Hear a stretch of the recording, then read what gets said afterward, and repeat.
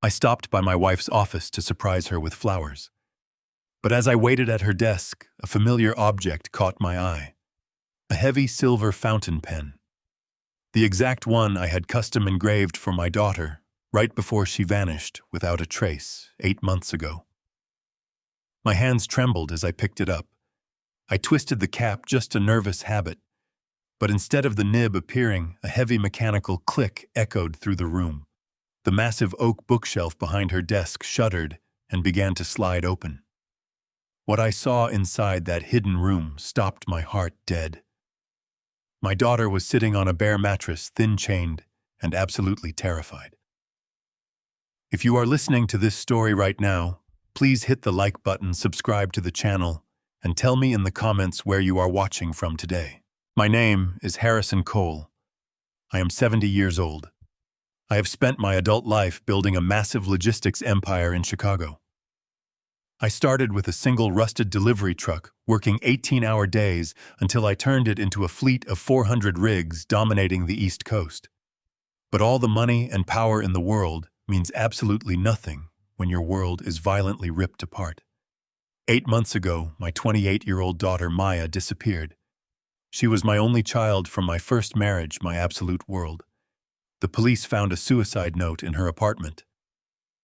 They told me she had relapsed into drug addiction, could not handle the pressure, and ran off to end things, leaving behind a shattered father. I refused to believe it. I spent millions on elite private investigators chasing every phantom lead, desperate for just a sliver of hope. Every trail ran cold. The nights were the hardest. I would sit in my empty house staring at her photographs, feeling a hollow ache in my chest. My only anchor during this waking nightmare was Victoria. Victoria is my 48-year-old second wife. She is elegant, poised, and seemed endlessly supportive through my grief. She even started a nonprofit organization, the Maya Hope Charity Foundation, dedicated to helping young adults struggling with addiction. I truly thought she was my savior. I thought she was the only thing keeping me from losing my mind. I had absolutely no idea I was sleeping next to a monster. It was a quiet Friday afternoon when I decided to leave the corporate office early. Victoria had been working late every single night at the charity headquarters, pouring her soul into the foundation's upcoming gala. I wanted to show my appreciation, to remind her how much I loved her. I bought a massive bouquet of white lilies, her favorite flowers, and drove across town to surprise her. When I arrived at the foundation's office building, the receptionist smiled warmly. She told me Victoria was down in the basement archives, pulling some old donor files, and that she would be right back. I told the receptionist not to announce me. I wanted to catch my wife off guard, maybe take her out for a nice dinner. I walked into Victoria's corner office. It was immaculate, a perfect reflection of her personality. The room was bathed in the warm afternoon sun, with massive windows overlooking the sprawling Chicago skyline. I set the lilies down gently, on the edge of her pristine mahogany desk. I took a deep breath, looking around the room, feeling a rare moment of peace. That was when I saw it. Sitting next to her keyboard tray, hidden under a stack of folders, was a heavy silver Mont Blanc fountain pen. I felt the air leave my lungs. I reached out my fingers, shaking, and picked it up. Engraved along the polished metal in elegant cursive was Maya's name. I had custom ordered this exact pen for her 25th birthday. Maya never went anywhere without it. The police report explicitly stated that she had taken all her personal belongings when she ran away. Why in God's name would Victoria have it sitting casually on her desk? My mind raced desperately, trying to find a logical explanation. Did the police find it and return it to her? Did Victoria find it, cleaning out Maya's old room? But she never told me. She knew how much I agonized over every single thing that belonged to my little girl. I held the cold metal in my palm, feeling a sickening weight in my stomach. Maya had this nervous habit of twisting the cap of the pen when she was deep in thought. Without realizing what I was doing, my thumb and forefinger replicated that exact motion. I twisted the heavy silver cap. There was no smooth unscrewing motion.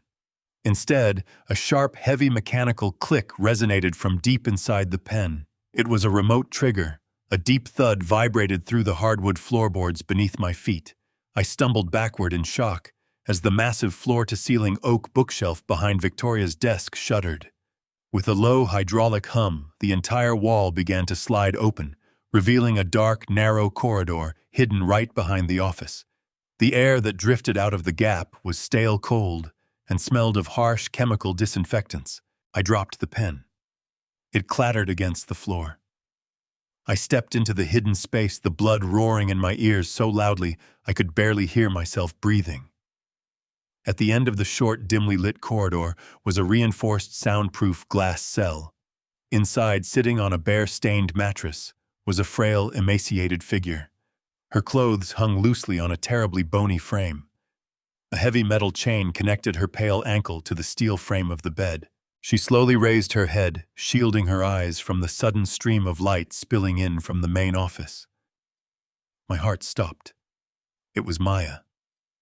My beautiful, vibrant daughter. She was alive. But she looked completely broken. Her eyes, sunken deep into her face, widened in absolute sheer terror as she recognized me standing in the doorway. She scrambled up, rushing to the thick glass, slamming her bruised hands against it. Though the heavy soundproofing completely muffled her voice, I could read her trembling lips perfectly. "Dad, run." Before my brain could even begin to process the absolute mind-shattering horror of my daughter locked in a cage inside my wife's office, a sound from the main hallway froze me dead in my tracks. The sharp, unmistakable clack of Victoria's designer heels approaching the door. And right beside her, the heavy thudding footsteps of Damien, her massive, intimidating security guard. They were laughing about something. They were seconds away from walking through the door. I had no weapon. I am a 70-year-old man. If they saw me standing there, if they realized I had discovered their horrific secret, neither Maya nor I would ever leave this building alive. I had to make the hardest decision of my entire life in a fraction of a second.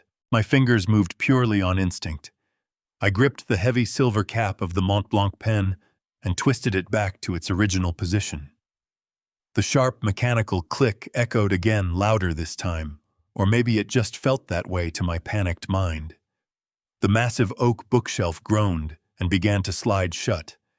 I watched the gap narrow, my eyes locked on Maya's terrified, sunken face until the very last possible fraction of a second. The solid wood sealed shut just as the brass doorknob of the main office began to turn. I spun around, my heart hammering furiously against my ribs, and snatched the massive bouquet of white lilies from the mahogany desk. I forced my posture to slump.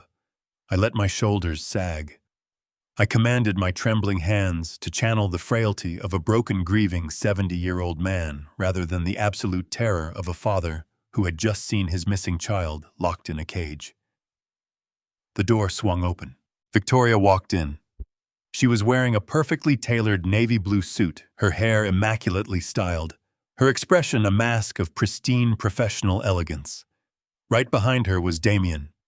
He was a mountain of a man, his custom suit barely concealing the thick, muscular build of a seasoned enforcer. He scanned the room with cold, predatory eyes before stepping back to stand guard by the door. Victoria stopped dead in her tracks, clearly startled to see me standing by her desk. A brief, almost imperceptible flash of genuine panic crossed her features, but she recovered with terrifying speed. Her face melted into a soft, compassionate smile. "Harrison, darling," she said, her voice dripping with artificial sweetness. "What are you doing here? You should have told my assistant you were waiting." I stepped forward, forcing my hands to shake just enough to sell the illusion. "I brought you these," I muttered, offering the white lilies. "I know how hard you have been working on the charity gala. I just wanted to surprise you, to tell you how much I appreciate everything you are doing to honor Maya." As I spoke my daughter's name, bile rose in my throat. I wanted to reach out and strangle her. I wanted to command Damien to step aside and tear that wall down with my bare hands. But I maintained my fragile, trembling facade. Victoria reached out and took the flowers, bringing them to her nose and closing her eyes. "Oh, Harrison, they are absolutely breathtaking. You are so thoughtful.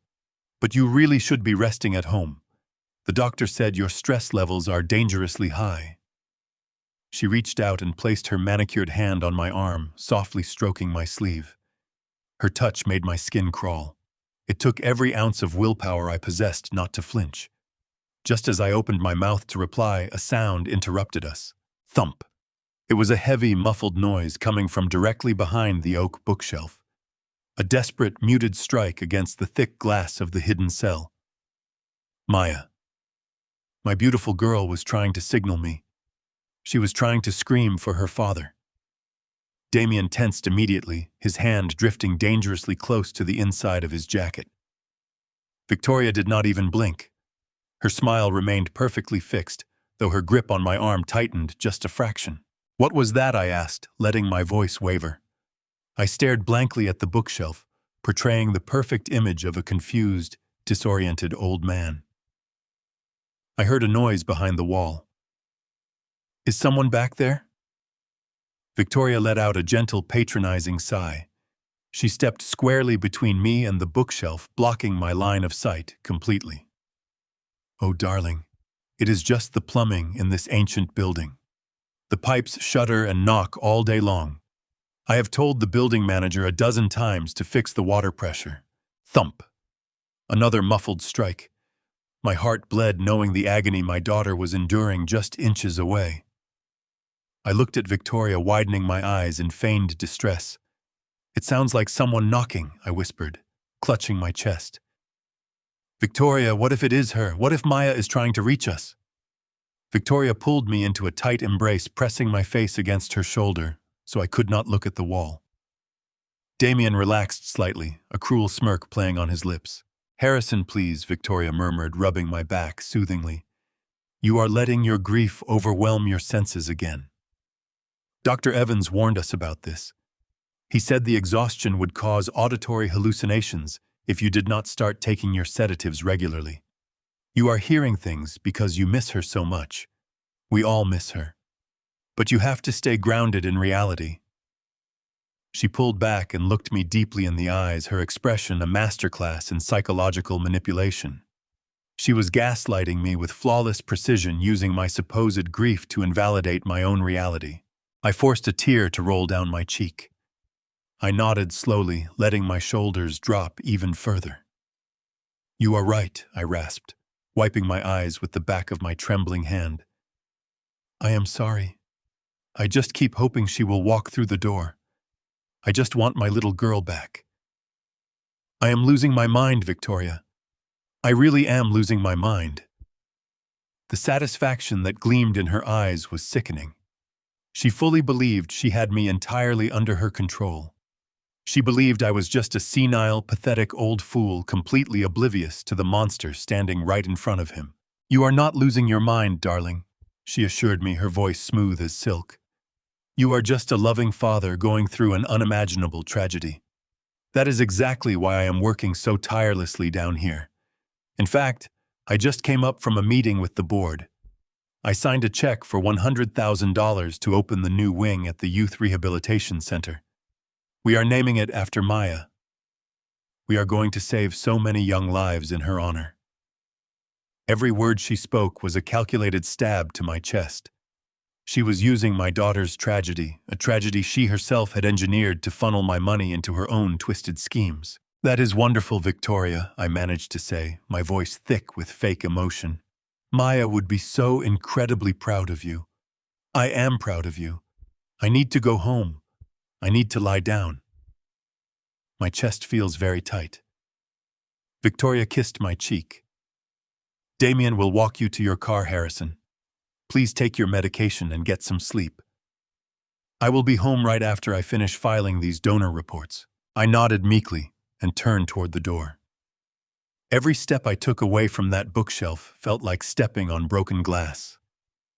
I was leaving my daughter behind in that dark, cold cage. Every fiber of my being screamed at me to turn around, to fight to tear the room apart. But the cold, rational part of my brain, the part that built a logistics empire from the ground up, knew that acting on impulse would be a fatal mistake. If I confronted them right now, Damien would simply draw his weapon and shoot me dead. He would drag my body into that hidden room, and then he would execute Maya. Victoria would spin a tragic story about how the grieving father finally snapped and took his own life. I walked down the long carpeted hallway, with Damien trailing silently 2 paces behind me. I maintained my slow, unsteady shuffle all the way to the elevator. I stepped inside and pressed the button for the lobby, keeping my head bowed, until the metal doors slid shut, separating me from the cartel enforcer.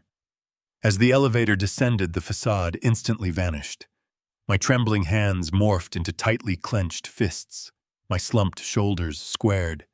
The tears dried, replaced by a cold, calculating fury. I walked out of the building and stepped into the crisp Chicago air. The afternoon sun felt entirely different now. The world had fundamentally changed. I climbed into the driver's seat of my car, locked the doors, and sat in the quiet isolation of the cabin. My breath came in ragged, furious gasps. I gripped the leather steering wheel so hard my knuckles turned completely white. I knew I could not simply dial the police. A tactical breach of a reinforced building took time to organize. If patrol cars pulled up with sirens blaring, Victoria would know her cover was blown. She would have a contingency plan. She would order Damien to silence the only witness, and by the time the authorities breached the hidden room, my daughter would be dead. I could not risk it. I needed an airtight strategy. I needed to understand exactly why my wife was keeping my daughter locked in a secret cell, instead of simply demanding a ransom. I needed to uncover the financial trigger she was patiently waiting for. I started the engine, my mind racing through 1,000 different scenarios. Victoria thought she was dealing with a frail, oblivious old man. She thought my grief had blinded me to her deception. She had absolutely no idea that she had just awakened a predator. I pulled out of the parking lot and drove toward my sprawling, empty estate, the burning rage in my chest crystallizing into a deadly, singular focus. I was going to dismantle her entire life piece by piece, and I was going to bring my daughter home. The massive wrought iron gates of my estate parted, and I drove my car up the long, winding driveway. The gravel crunched beneath the tires, a familiar sound that usually brought me a sense of comfort. Today, it sounded like the grinding of teeth. I parked in the garage, turned off the engine, and sat in the profound silence for a few minutes. I needed to center myself. I needed to bury the image of Maya shivering in that glass cage, deep inside my mind, locking it away where Victoria could not see it. When I finally stepped out of the vehicle and walked through the heavy front doors, the fragile, broken old man returned to the surface. But beneath my skin, my blood ran ice cold. I dropped the grief-stricken act the moment I crossed the threshold into the privacy of my study. For 40 years, I had built a logistics empire by seeing the things other men overlooked. I had crushed ruthless competitors by anticipating their strategies and dismantling their supply chains before they even knew they were under attack. My business instincts, which I had allowed to dull in the suffocating fog of my morning, suddenly snapped back to life with a brutal, predatory focus. I was no longer a grieving father weeping over old photographs. I was a chief executive officer facing a hostile takeover, and the enemy was sleeping in my bed. I sat behind my mahogany desk and began to mentally dissect Victoria. If I was going to beat her, I needed to understand her routine, her habits, and every single anomaly I had previously ignored. The clues were always there, hidden in plain sight, masked by her overwhelming devotion and sweet smiles. I just had to look at them through the lens of a man who knew his wife was a kidnapper. The first glaring inconsistency hit me almost immediately. The lunches. For the past 6 months, Victoria had insisted on personally packing her own meals for the office. At the time, I thought it was just a quirky, humble habit. Maria, our housekeeper, was a phenomenal cook who prepared all of our meals. Yet every single morning, Victoria would kindly but firmly wave Maria out of the kitchen. Victoria claimed she preferred a simple salad and a turkey sandwich, and she always packed 2 identical brown paper bags. She told me the second bag was for her young, overworked intern, a girl she claimed never had time to eat. I had praised her generosity. Now the memory of those 2 bags made my stomach churn. One bag was for Victoria. The other bag, the identical sandwich and salad, was keeping my daughter barely alive in that freezing basement cell. The meticulous care Victoria took to ensure Maria never saw inside those bags was not humility. It was operational security. She could not risk the housekeeper noticing the strict caloric rationing. Then came the second anomaly, one that was far more sinister and aggressive. Over the last 3 months, Victoria had been gently but relentlessly pushing me to sign over a comprehensive medical and financial proxy. It started as a soft suggestion during breakfast. She would hold my hand, look at me with those wide, sympathetic eyes, and tell me how worried she was about my declining health. She would bring up moments where I had forgotten a simple appointment or misplaced my keys, weaponizing my natural grief-induced brain fog to build a narrative of severe mental decline. Just last week, she had brought a slick, fast-talking lawyer to the house. Not my lawyer, not the firm that handled my corporate affairs, but a stranger she had found. He placed a thick stack of documents on our dining room table. Victoria had poured me a cup of tea and whispered that this was just a precaution, a way to protect my legacy, so I could focus entirely on healing. She wanted complete, uncontested control over my estate, my personal assets, and my medical decisions. I had delayed signing it, telling her I wanted my own legal team to review the phrasing. Her flash of irritation that day had been brief, instantly replaced by a loving smile, but now it made perfect sense. She was laying the groundwork to declare me legally incompetent. I leaned back in my leather chair, staring at the ceiling, piecing the puzzle together. I was dealing with a highly sophisticated, deeply sociopathic predator. But one crucial piece of the equation was still missing. The motive. This was not a standard ransom kidnapping. In a traditional kidnapping, the perpetrators snatch the victim, send a proof-of-life photograph, and demand a wire transfer or a bag of unmarked bills. They want quick cash and a fast exit. But Victoria had kept Maya hidden in a custom-built soundproof bunker for 8 excruciating months. She had gone to the immense trouble of forging a suicide note, staging a drug relapse, and watching me spend millions on private investigators while she comforted me in my bed. This was a long con. A meticulously planned, long-term operation. If she simply wanted my money, she could have divorced me and taken half of my personal wealth in the settlement.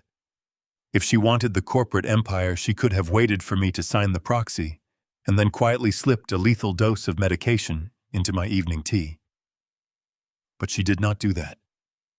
She kept Maya alive. Why risk feeding and hiding a hostage for nearly a year? The answer hit me with the force of a physical blow. She needed Maya alive for something specific, something she could not forge, steal, or manipulate out of me.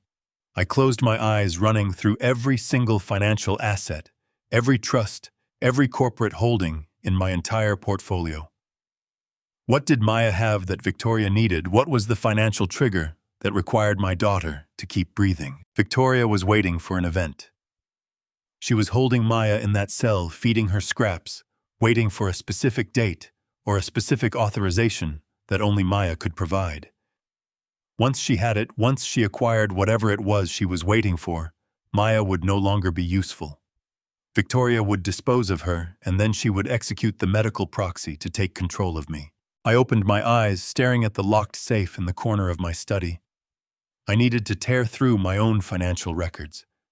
I needed to audit my own life with the ruthless precision of a forensic accountant.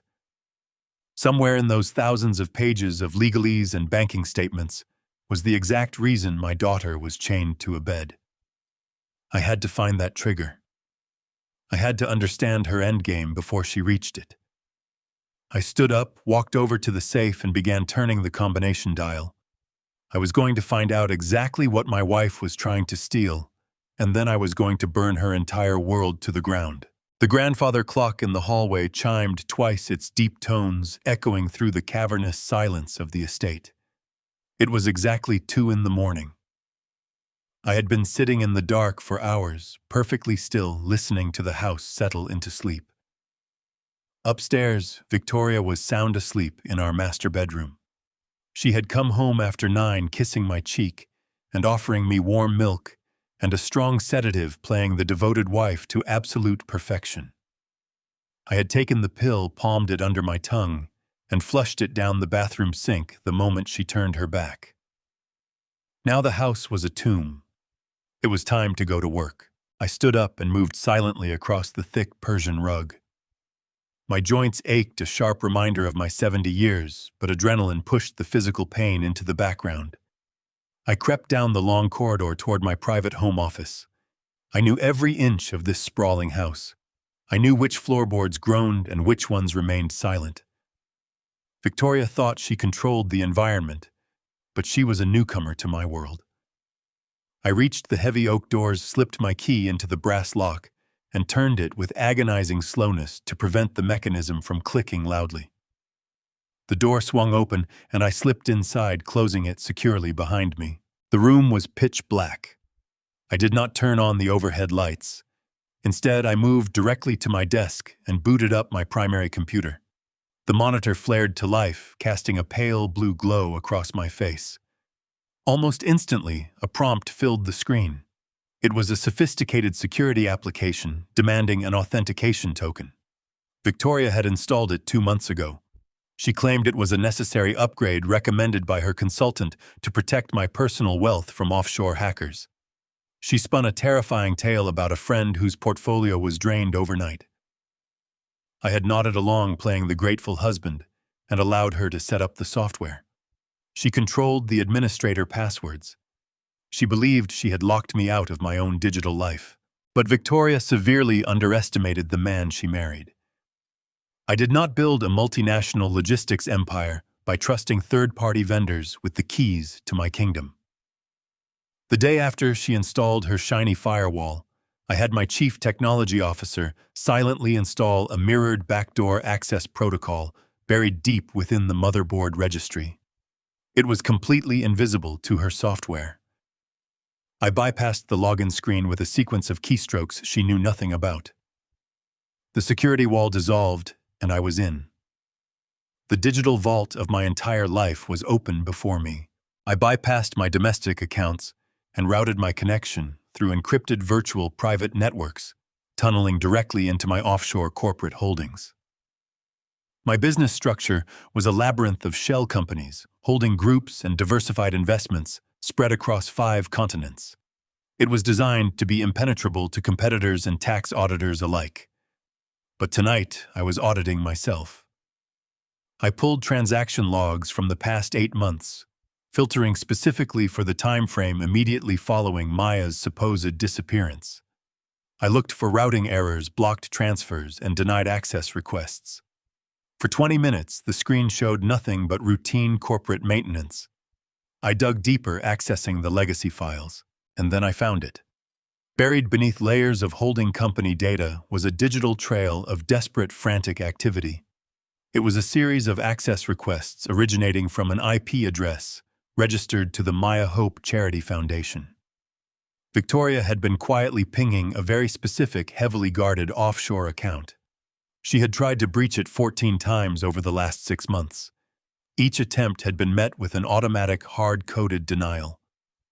I clicked on the account profile, and a wave of profound sorrow washed over my cold fury. It was the Elysium Trust.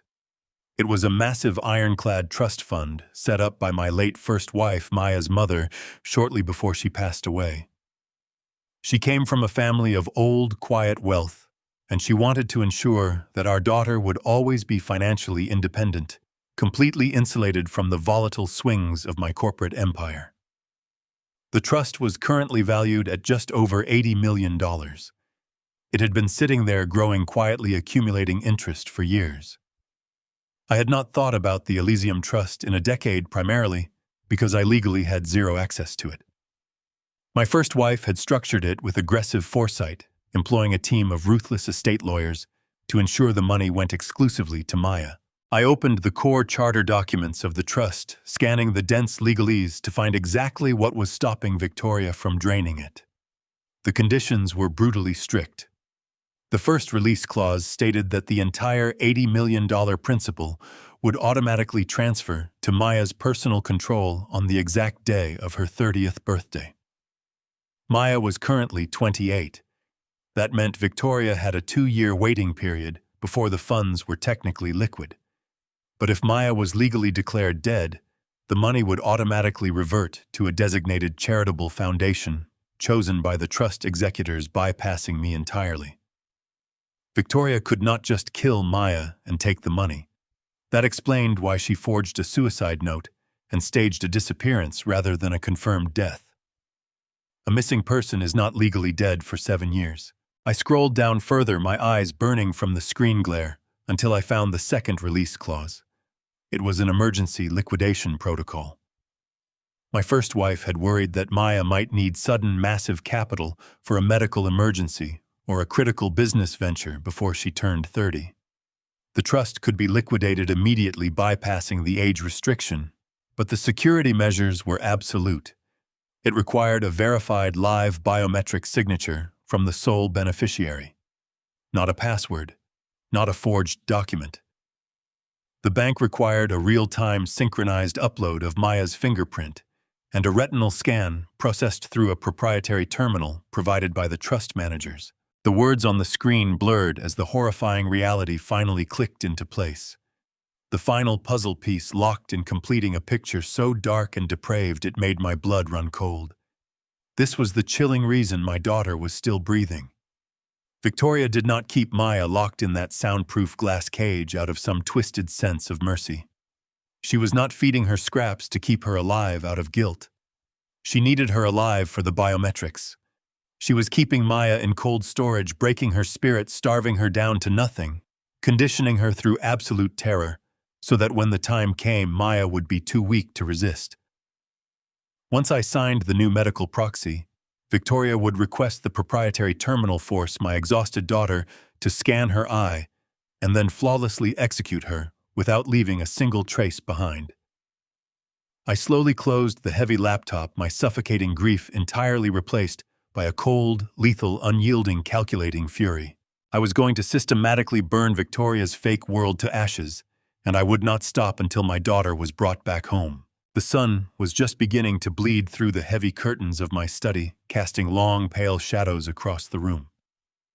I sat perfectly still, staring at the blank screen of my laptop. The digital trail I had just uncovered painted a terrifying picture. Victoria was definitely not just a simple, greedy opportunist. She was a meticulous, cold-blooded architect of suffering. She had constructed an invisible death row for my only child, and she was waiting for me to hand her the executioner switch. My initial instinct, the visceral reaction of a terrified father, was to dial 911. I wanted to send an army of police cruisers smashing through the glass doors of that charity foundation. I wanted deafening sirens blaring and armed tactical teams kicking down walls. I wanted to see Victoria dragged out in handcuffs, screaming as they tore her precious foundation to pieces. I wanted the whole world to witness the absolute monster hiding behind her perfectly manicured charitable facade. But the cold rational logic that had built my logistics empire instantly crushed that impulse. A conventional police raid would undoubtedly be a swift and brutal death sentence for my beloved daughter. I could not let that happen. Victoria and Damien were heavily entrenched. If they heard a single siren or saw a single flashing light, Damien would execute Maya before the authorities even made it past the lobby. This was a highly volatile hostage situation, governed by a lethal dead man's switch. I needed a precise, surgical, completely silent intervention. I needed professionals who operated completely outside the rigid, noisy boundaries of local law enforcement. I unlocked the bottom drawer of my desk and pulled out a prepaid cell phone. I kept a handful for sensitive negotiations, but this call was a matter of life and blood. I dialed the first number knowing my life depended on it. John Prescott answered on the second ring. John was my corporate attorney, a man whose ruthlessness was legendary in Chicago. He possessed an icy demeanor and a brilliant mind. His loyalty to my family was absolute. I told him to cancel his appointments and wait for my instructions. Then I called the second number. Rex Carter was an ex-SEAL running an elite private security firm. We went back 20 years. I funded his company when he returned from deployment with nothing but a duffel bag. Rex did not ask questions when I told him I needed a ghost operation. I instructed both of these dangerous men to meet me immediately at an abandoned industrial park located far outside the city limits. We could not risk meeting at our usual places. Victoria was capable of deep surveillance. I had to assume my spaces were compromised. 2 hours later, a massive 18-wheeler from my fleet idled quietly by a decaying warehouse. The driver, a fiercely loyal employee who had transported freight for my company for over 3 decades, stood vigilant guard outside in the cold night air. I slowly climbed into the back of the dark, cavernous, windowless trailer. The heavy steel doors slammed shut, plunging the space into absolute darkness before the dim overhead LED lights flickered to life. The trailer had been retrofitted for secure transport, completely lined with sound-dampening foam and electromagnetic shielding. It was a mobile fortress entirely disconnected from the grid. As the massive diesel engine roared to life and the truck began to roll onto the highway, moving randomly through the dark city streets to avoid any possible tracking, I turned to the 2 men waiting at the metal folding table bolted to the cold steel floor. John Prescott sat perfectly straight, his tailored suit a sharp contrast to the industrial surroundings. Rex Carter leaned against the steel wall wearing dark tactical gear, his arms crossed over his broad chest.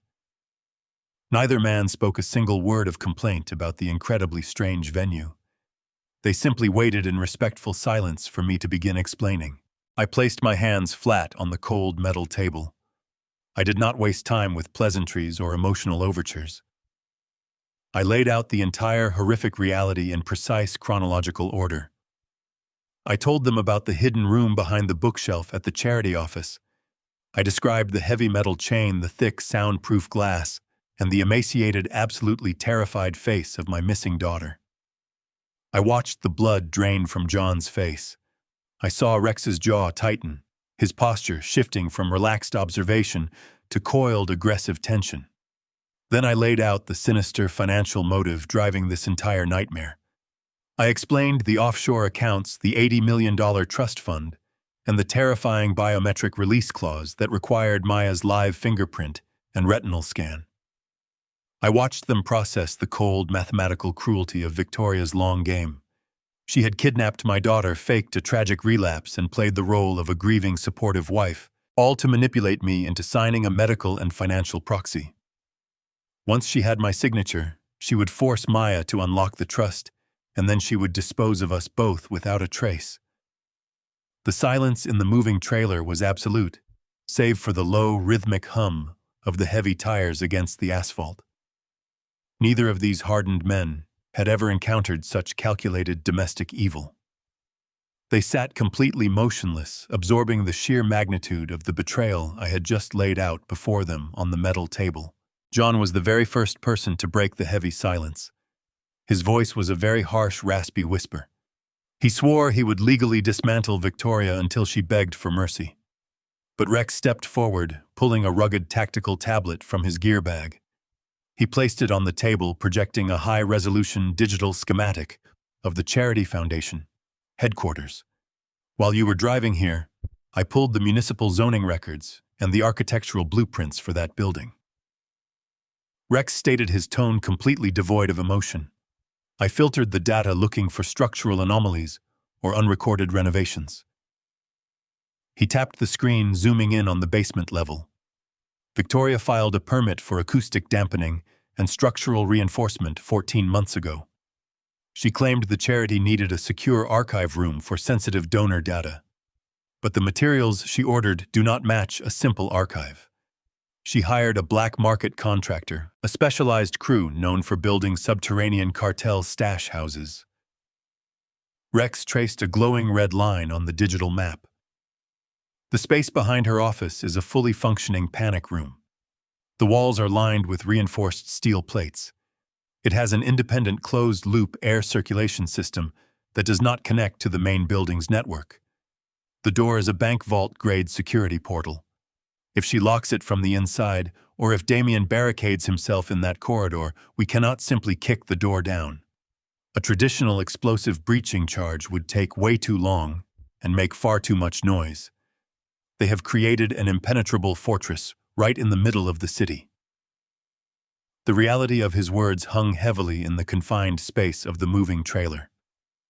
We were not just dealing with a simple kidnapping.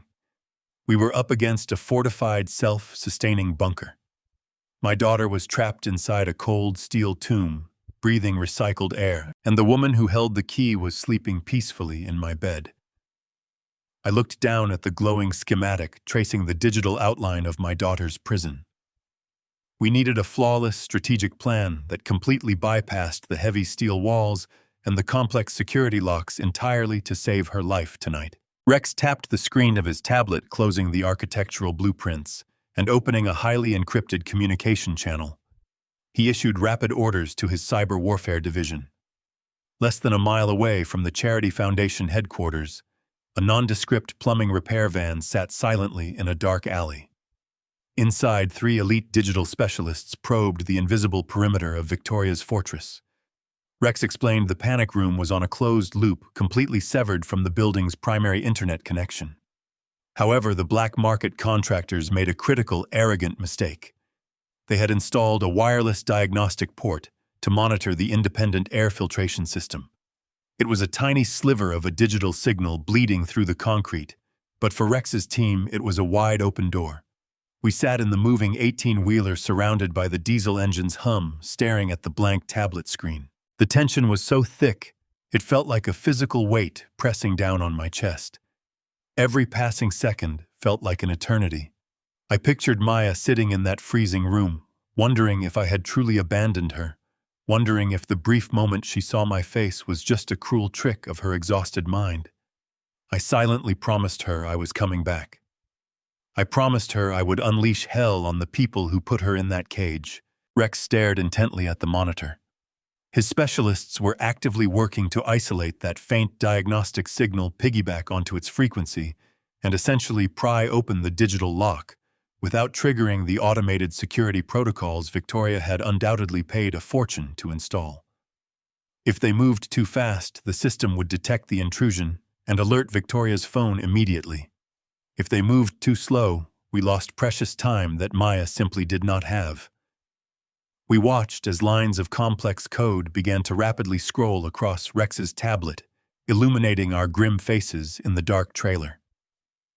The specialists were executing a brute force penetration using customized decryption algorithms designed to mimic the normal background noise of the city. Then, the scrolling code suddenly stopped. A single blinking green light appeared in the center of the screen. "We are finally in," Rex whispered, his voice incredibly calm, given the absolute gravity of what they had just accomplished. They bypassed the internal firewall and established a stable, undetected connection to the central hub of the panic room. Rex's thick fingers moved quickly across the glass surface, navigating through the hidden network directories until he found the internal surveillance feed. He tapped a file icon labeled with a generic serial number, and the screen flickered briefly before stabilizing into a crystal-clear, high-definition live video feed. I stopped breathing. The image on the screen was a direct view into the darkest corner of my daughter's private hell. The camera was mounted high in the corner of the soundproof glass cell, providing a complete view of the barren clinical space. The walls were painted a stark, blinding white, designed to maximize psychological disorientation. There was no natural light, no sense of time, just the relentless glare of the overhead fluorescent bulbs. And there, sitting on the thin, stained mattress, was Maya. She had her knees pulled tightly to her chest, her thin arms wrapped around her legs in a desperate attempt to conserve body heat. The cold air pumping through that independent filtration system was designed to keep her weak docile and compliant. I watched her shiver violently, a continuous, uncontrollable tremor that shook her fragile frame. The heavy steel chain secured to her ankle looked monstrous against her pale skin. Her beautiful face, the face I had kissed goodnight 1,000 times when she was a little girl, was hollow and bruised. Dark, heavy shadows encircled her eyes, painting a portrait of profound sleep deprivation and absolute terror. I reached out my trembling fingers, hovering just inches over the digital screen, wanting to touch her face, wanting to shatter the glass that separated us. A sharp, burning tear escaped my eye and rolled down my cheek. I had built an empire. I had accumulated unimaginable wealth and power. I employed thousands of people. Yet in this moment, looking at my broken child, I felt like the most profound failure on the face of the earth. I had invited the monster into our home. I had funded the very foundation that was serving as her prison. I had paid for the bricks and the steel that formed her cage. The guilt threatened to swallow me whole, a dark tide of self-hatred that nearly brought me to my knees, but I forced it down. I converted every ounce of that agonizing guilt into pure, unadulterated rage. I promised myself that I would not shed another tear until Victoria had been thoroughly and systematically destroyed. Just as I pulled my hand away from the screen, John Prescott cleared his throat. He reached into his leather briefcase and pulled out a thick manila folder. He had been unusually quiet since I laid out the initial facts, his brilliant legal mind working through the variables and analyzing the threat landscape. He placed the folder flat on the metal table right next to the tablet, showing my shivering daughter. While Rex was securing the visual confirmation of the hostage, I activated my most aggressive intelligence contacts to run a deep background check on Victoria's shadow. John said, his voice deadly serious. "The man she calls Damien. You assumed he was just a hired thug, a muscle-bound mercenary she picked up from a private security firm to do her dirty work. You were dangerously wrong." John opened the folder, revealing a series of grainy surveillance photographs and heavily redacted federal documents. "His real name is not Damien. It is Mateo Vargas. He is not a bodyguard. He is a high-level cartel fixer operating out of the southern border. He is currently wanted by international authorities for orchestrating multiple extortion rings and executing high-profile murders for a major criminal syndicate based in Sinaloa." The air in the trailer seemed to instantly evaporate. The magnitude of the situation had just violently shifted. We were no longer dealing with a greedy sociopathic wife executing a domestic financial crime. We were standing on the precipice of a war with international organized crime. "Victoria is not just a woman trying to steal a trust fund," John continued, tapping the federal dossier. "She is directly tied to a cartel network. Vargas does not work for her. He is her handler. He is there to ensure the cartel gets whatever money she has promised them. If we trigger an alarm, if we make one wrong move, Vargas will not hesitate to kill Maya, and he has the professional training to disappear before the police ever arrive." The stakes had just skyrocketed into the stratosphere. My daughter was not just a pawn in a greedy divorce scheme. She was the collateral in a multi-million-dollar cartel debt. I looked back at the screen at Maya shivering in the cold. I looked at Rex and John. I knew exactly what had to be done next to save my daughter's life. The sun was bleeding over the horizon when the 18-wheeler deposited me near my estate. I slipped through the side entrance just as the automated lawn sprinklers hummed to life. My mind raced with the terrifying reality of Mateo Vargas, but physically I seamlessly slipped back into the skin of the broken widower. I climbed the grand staircase and entered the master suite. The sound of running water echoed from the ensuite bathroom. Victoria was taking her morning shower, preparing herself for another day of playing the angelic philanthropist. Her designer handbag sat unattended on the vanity. I did not have much time. Rex had provided me with a military-grade microtransmitter during our meeting in the truck. It was a flat circular device no larger than a standard coin, wrapped in a specialized adhesive housing designed to evade standard sweeping equipment. I moved silently. My hands were perfectly steady. The trembling old man was completely gone. I unclasped the gold hardware of the purse and slid my fingers deep into the custom silk lining. I found a hidden seam near the reinforced base, peeled back the adhesive strip, and pressed the transmitter firmly against the inner leather wool. It vanished. I snapped the clasp shut just as the water in the bathroom abruptly stopped. I shuffled over to the dresser, slumped my shoulders, and picked up Maya's photograph. When Victoria walked out, wrapped in a plush white towel wiping the steam from her eyes, she found me exactly where she expected me to be. I was staring blankly at the picture, the perfect image of paternal despair. She offered me a sympathetic sigh, kissed my cheek, and told me to get some rest. An hour later, I watched her car pull out of the driveway through the sheer curtains of my study window. As soon as the taillights vanished past the iron gates, I locked my heavy study doors and booted up my highly encrypted laptop. I plugged in the receiver dongle Rex had configured for me and slipped a pair of noise-canceling headphones over my ears. The initial audio feed was a chaotic mess of rustling fabric and muffled road noise as Victoria drove across the city. I sat at my desk, staring at the audio waveform dancing across the monitor. I listened to her order a coffee at a drive-through window. I listened to her cheerfully greet the Charity Foundation receptionists. Her public voice was sickeningly sweet, dripping with a practiced, artificial warmth. She complimented an intern on her outfit. She discussed a floral arrangement for an upcoming gala. It was entirely mundane, entirely sickening. I waited listening with the patience of a sniper. The audio shifted abruptly as a heavy door closed, followed by the distinct mechanical click of a deadbolt.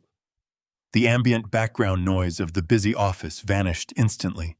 She had entered her private office, the room directly adjacent to my daughter's hidden cell. A second set of heavy footsteps echoed through the transmitter. It was a slow, deliberate tread.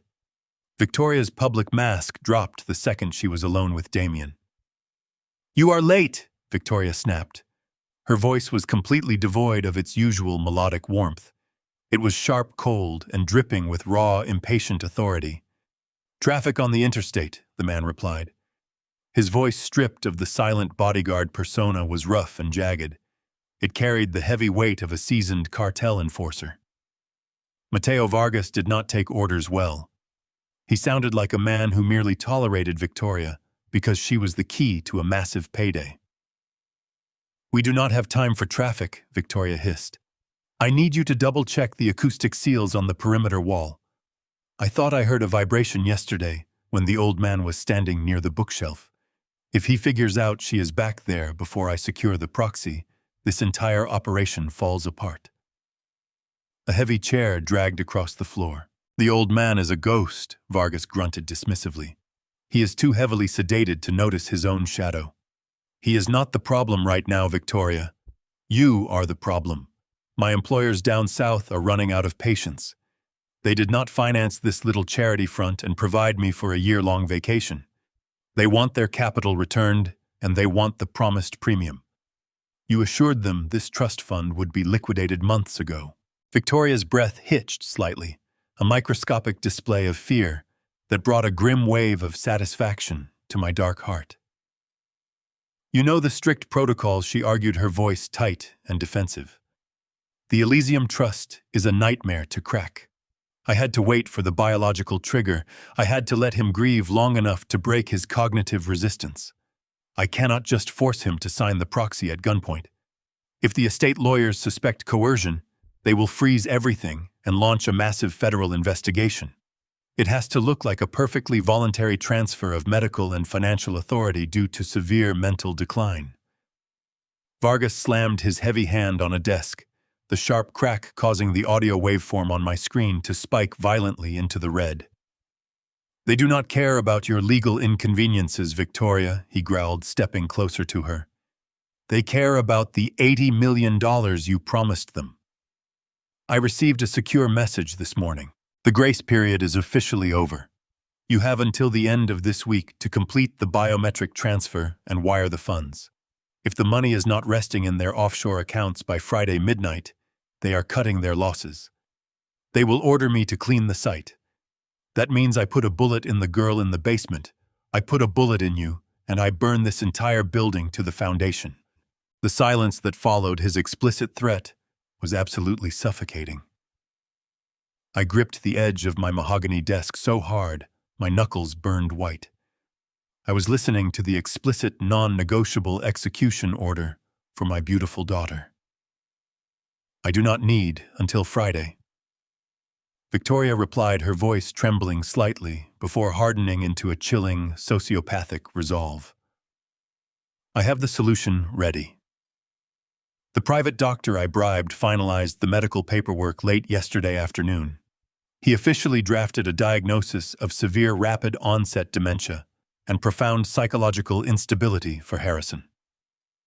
I am bringing the lawyer back to the estate tomorrow evening. I will drastically increase his sedative dosage tonight. By tomorrow, he will not even know what day it is. He will sign the proxy document simply because I tell him it is a sympathy card for Maya. Once I have the absolute legal authority over his estate, I will bring the banking terminal here.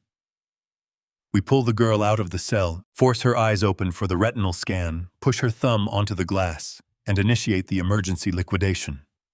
I will wire the cartel funds within 48 hours. Vargas grunted in grudging approval. 48 hours, Victoria. Do not fail, or we all die horribly. The audio feed cut out. I had 48 hours. The dead air in my headphones lasted for exactly 3 minutes. I sat frozen in my leather chair, my hands gripping the armrests so tightly, my forearms cramped. My mind was racing through the brutal mathematics of Victoria's timeline. 48 hours. 2 days to dismantle a fortified cartel bunker and save my daughter from execution.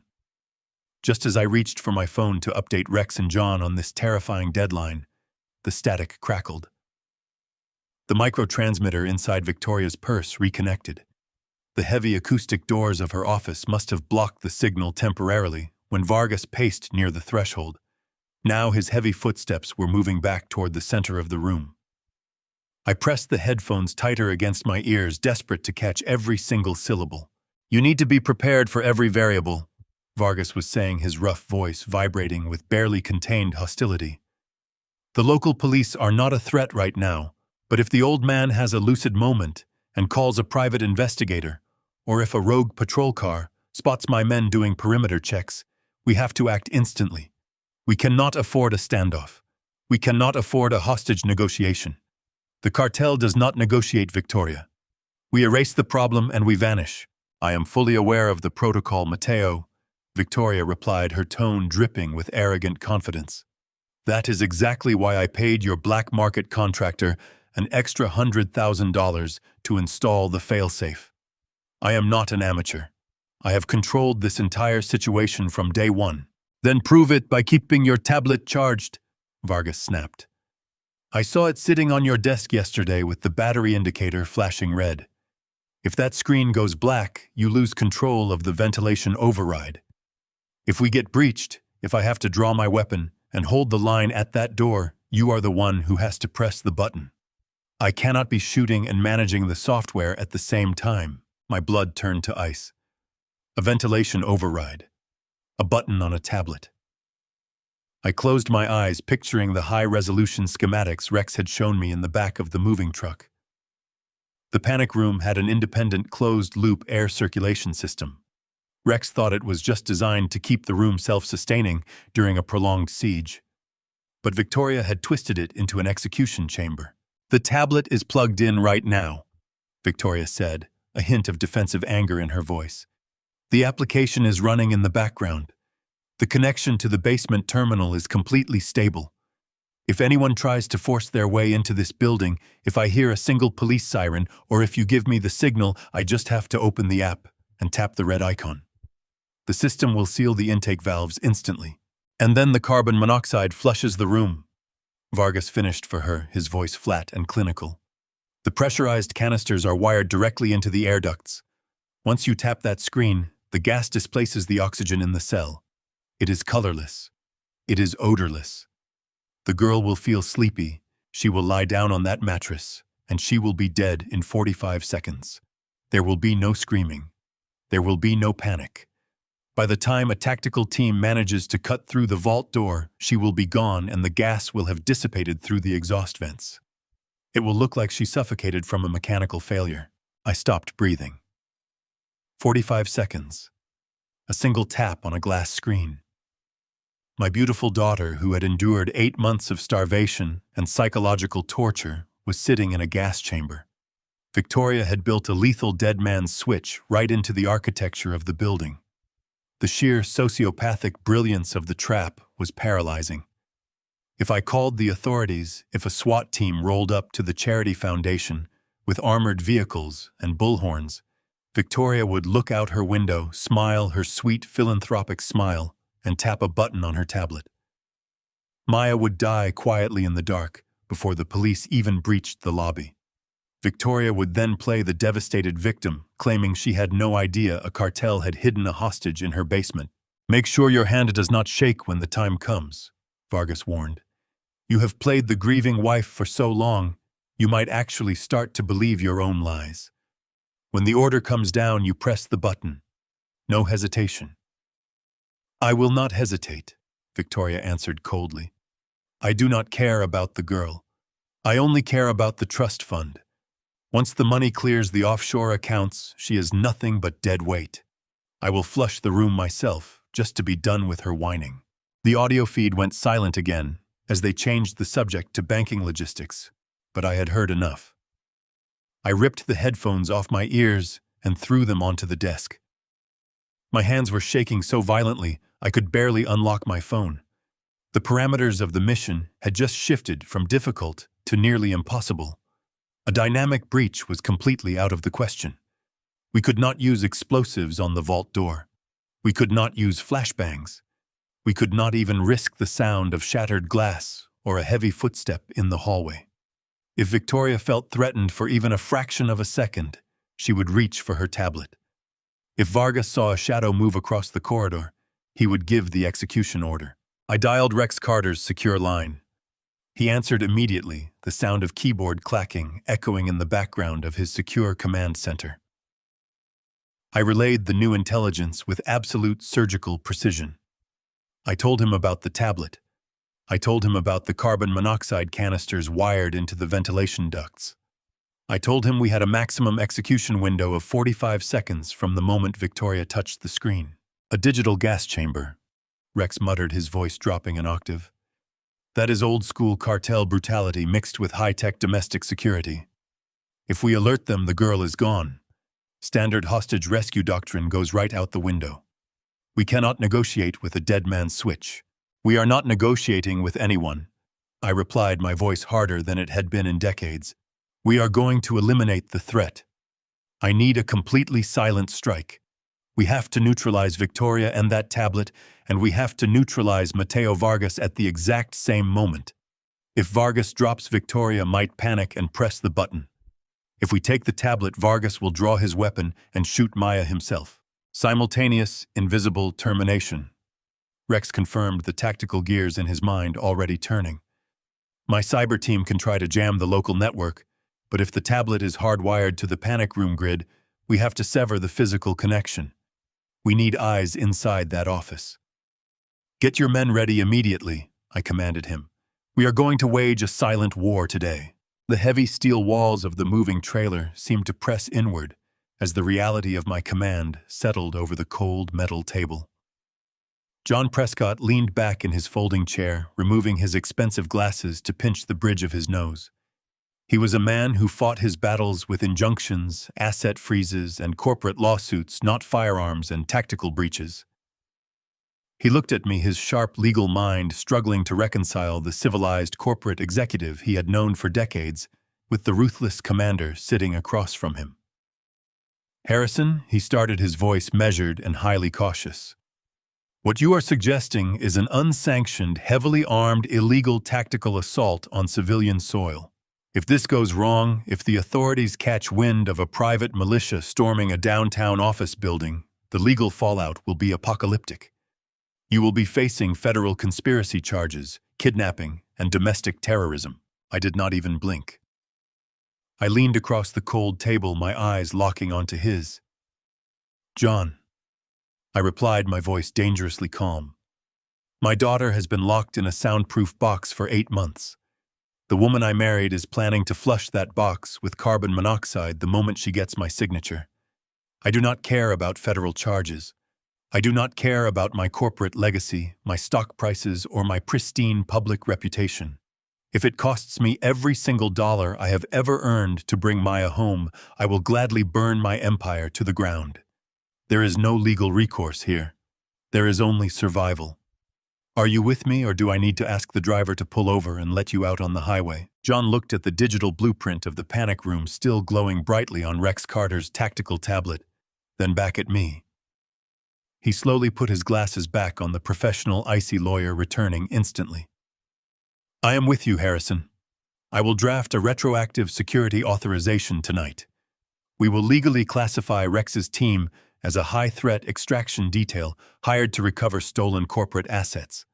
It will not hold up in federal court forever, but it will buy us the confusion and the critical delays we need if the police show up after the smoke clears. Rex grunted his profound approval, his massive arms resting heavily on the table. The legal cover is good, but the tactical reality is a complete nightmare, he said, dragging his thick finger across the digital schematic. Victoria's panic room is completely independent.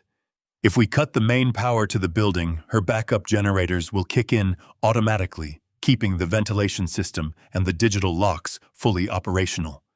If my men try to drill through that vault door, the intense noise and vibration will alert Vargas immediately. He will draw his weapon. Victoria will tap her screen and the gas will deploy. We cannot simply sneak up on them. We have to completely eliminate their ability to communicate with that room before they even know they are under attack. Rex reached deep into his tactical bag and pulled out a heavy cylindrical object roughly the size of a large thermos.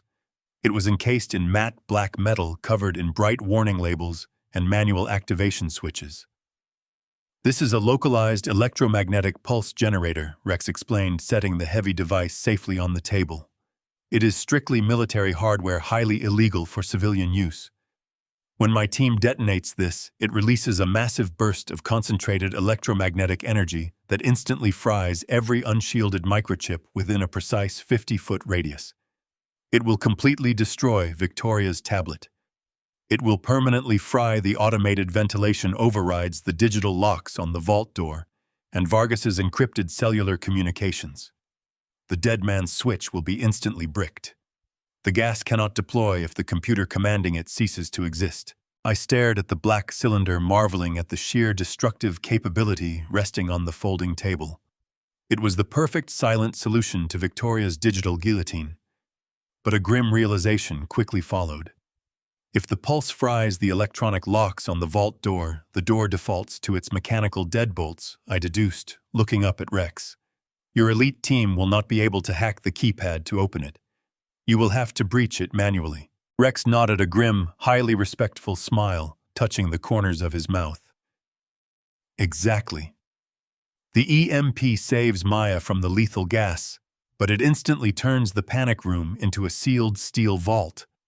My men have the hydraulic breaching tools to force those massive deadbolts open, but those tools are incredibly heavy and slow. From the exact second the pulse goes off and the electronics die, my entry team will need exactly 90 seconds to pry that steel door open. During those specific 90 seconds, Vargas will realize his comms are dead. He will know the power is gone. He will draw his weapon, and he will aggressively look for a target. That is exactly where I come in, I said, my voice completely resolute. I will be his target. I am the Trojan horse. John shook his head immediately. Harrison, absolutely no. You cannot be in that room. Vargas is a seasoned cartel enforcer. If he panics, he will shoot the very first person he sees. I must be in that room, I countered, placing my hands flat on the digital schematic.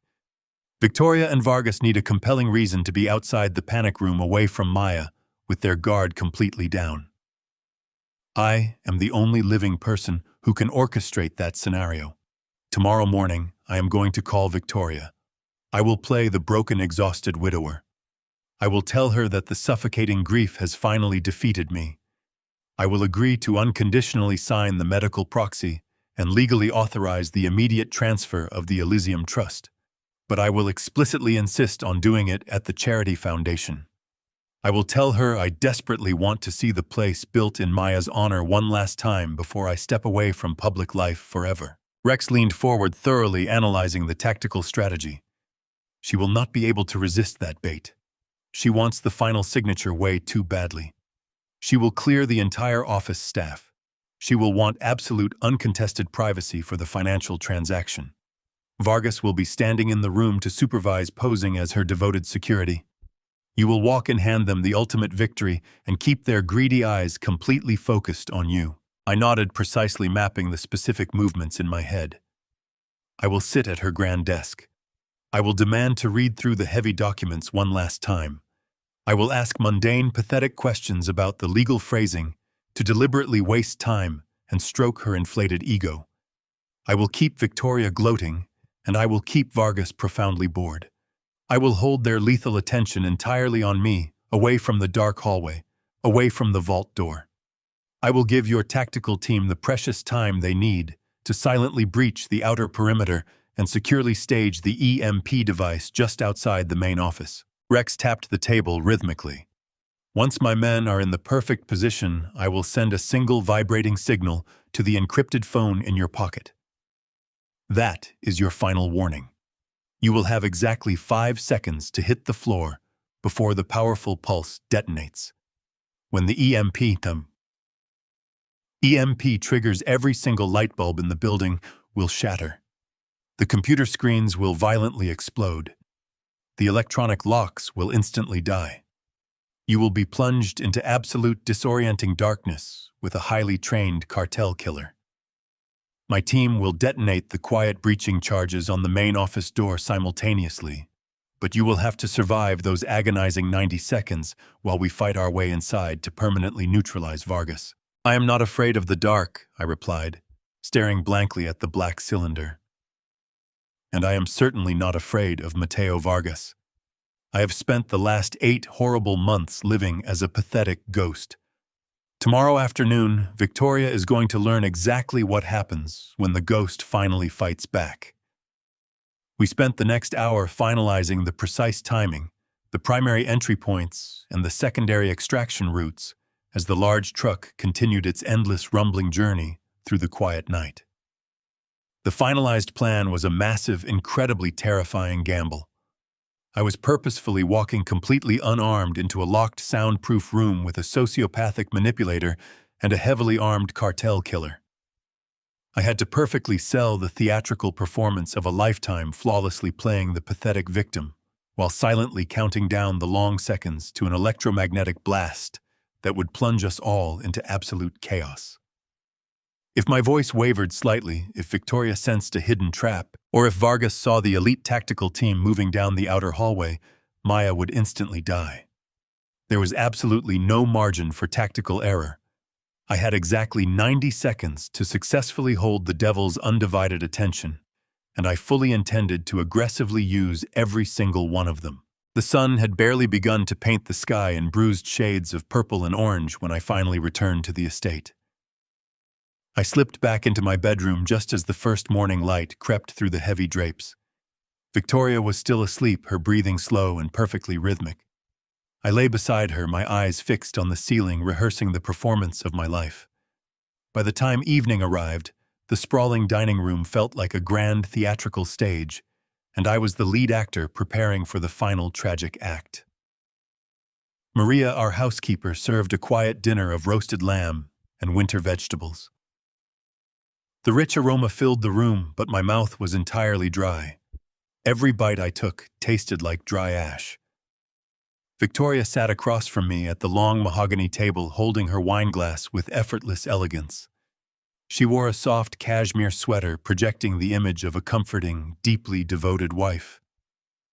She asked me about my day, her voice dripping with artificial empathy, probing to see if my mind was deteriorating exactly as she had planned.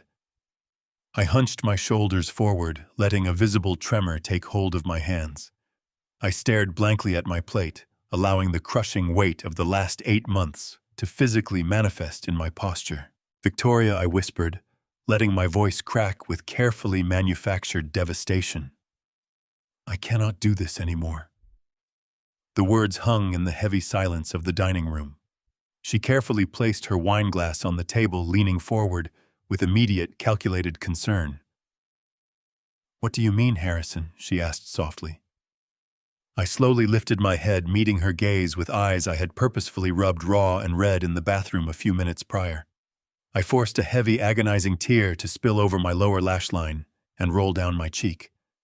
"I am so tired," I choked out, covering my face with my trembling hands. "I am too tired to run the logistics firm. I am too tired to fight the board of directors. Every single time I sit at my desk, all I can see is Maya." Everything I built, this entire massive corporate empire, was supposed to be for her. Now that she is gone, it all feels entirely meaningless. Victoria stood up from her chair, walked gracefully around the long table, and placed her warm hands on my shaking shoulders. She began to massage the tense muscles at the base of my neck. "You are just grieving, darling," she murmured, pressing a gentle kiss to the top of my head. "You need to rest. You need to let go of the immense corporate burden." I reached up and grabbed her hand, squeezing it with desperate, pathetic reliance. "That is exactly what I want to do, Victoria. I want to let it all go." I took a deep, shuddering breath, preparing to drop the ultimate bait. "Do you remember the Elysium Trust?" I asked, my voice barely above a broken whisper. I felt her fingers instantly go rigid against my neck. It was a microscopic physical reaction, a tiny spasm of electrical anticipation, but to me it felt like a thunderclap. "Yes," she replied, keeping her tone flawlessly neutral. "The fund her mother set up for her. It has been locked in probate ever since she disappeared." "It has not been locked in probate," I corrected, gently wiping the fake tears from my face. "I have been secretly reviewing the original charter documents with my primary legal team. Because Maya has been missing for over 6 months, the trust executors have authorized an emergency transfer protocol. The fund is currently holding just over $80 million in liquid assets. I want to transfer every single penny of it directly into your absolute control." I turned around in my chair to look directly into her eyes. For a fraction of a second, the sweet philanthropic mask completely shattered. I saw it. I saw the raw, predatory greed flare in her dark pupils. It was a terrifying, bottomless hunger, a sociopathic thrill at the realization that her long, torturous game was finally paying off.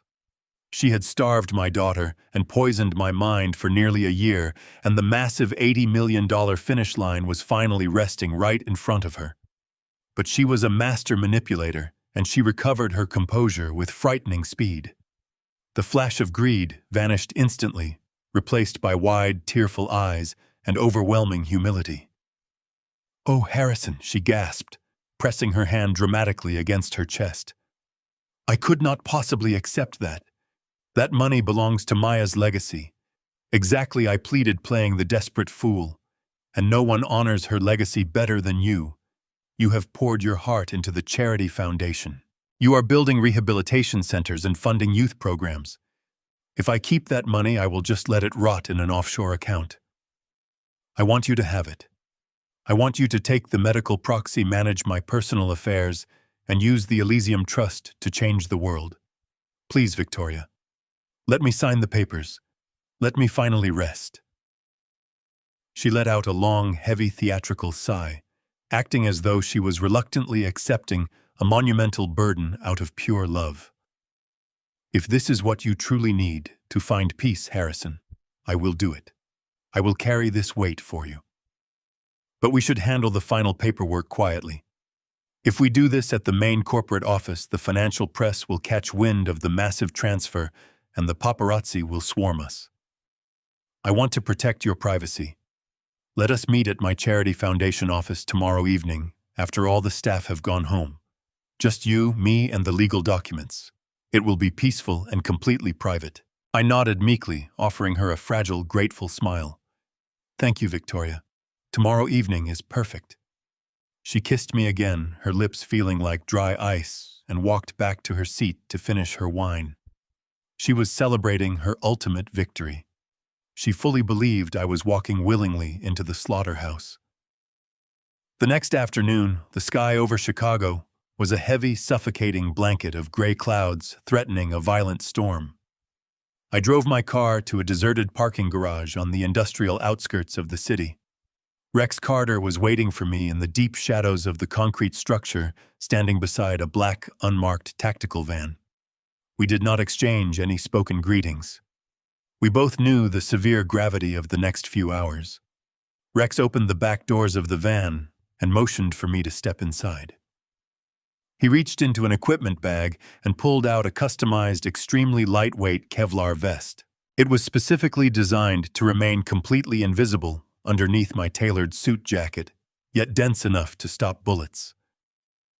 I silently strapped the ballistic armor tightly across my chest. Next, Rex handed me a heavy brushed steel wristwatch. The internal mechanism had been entirely replaced with a localized signal jammer. I silently fastened the cool metal clasp around my left wrist, preparing for a brutal war. It was finally time. The drive to the Charity Foundation headquarters was a blur of rain-slicked streets and flashing traffic lights. The heavy gray clouds that had been threatening the city all afternoon finally broke, unleashing a torrential downpour that pounded against the windshield of my car. The rhythmic slapping of the wiper blades was the only sound inside the cabin. I kept my hands steady on the steering wheel, feeling the dense weight of the hidden Kevlar vest pressing against my ribs and the cool metal of the signal jammer secured tightly around my left wrist. I pulled into the private underground parking garage of the foundation. The lot was completely abandoned. The regular office staff had been dismissed hours ago, deliberately cleared out by Victoria to ensure absolute, uncontested privacy for her final lethal financial transaction.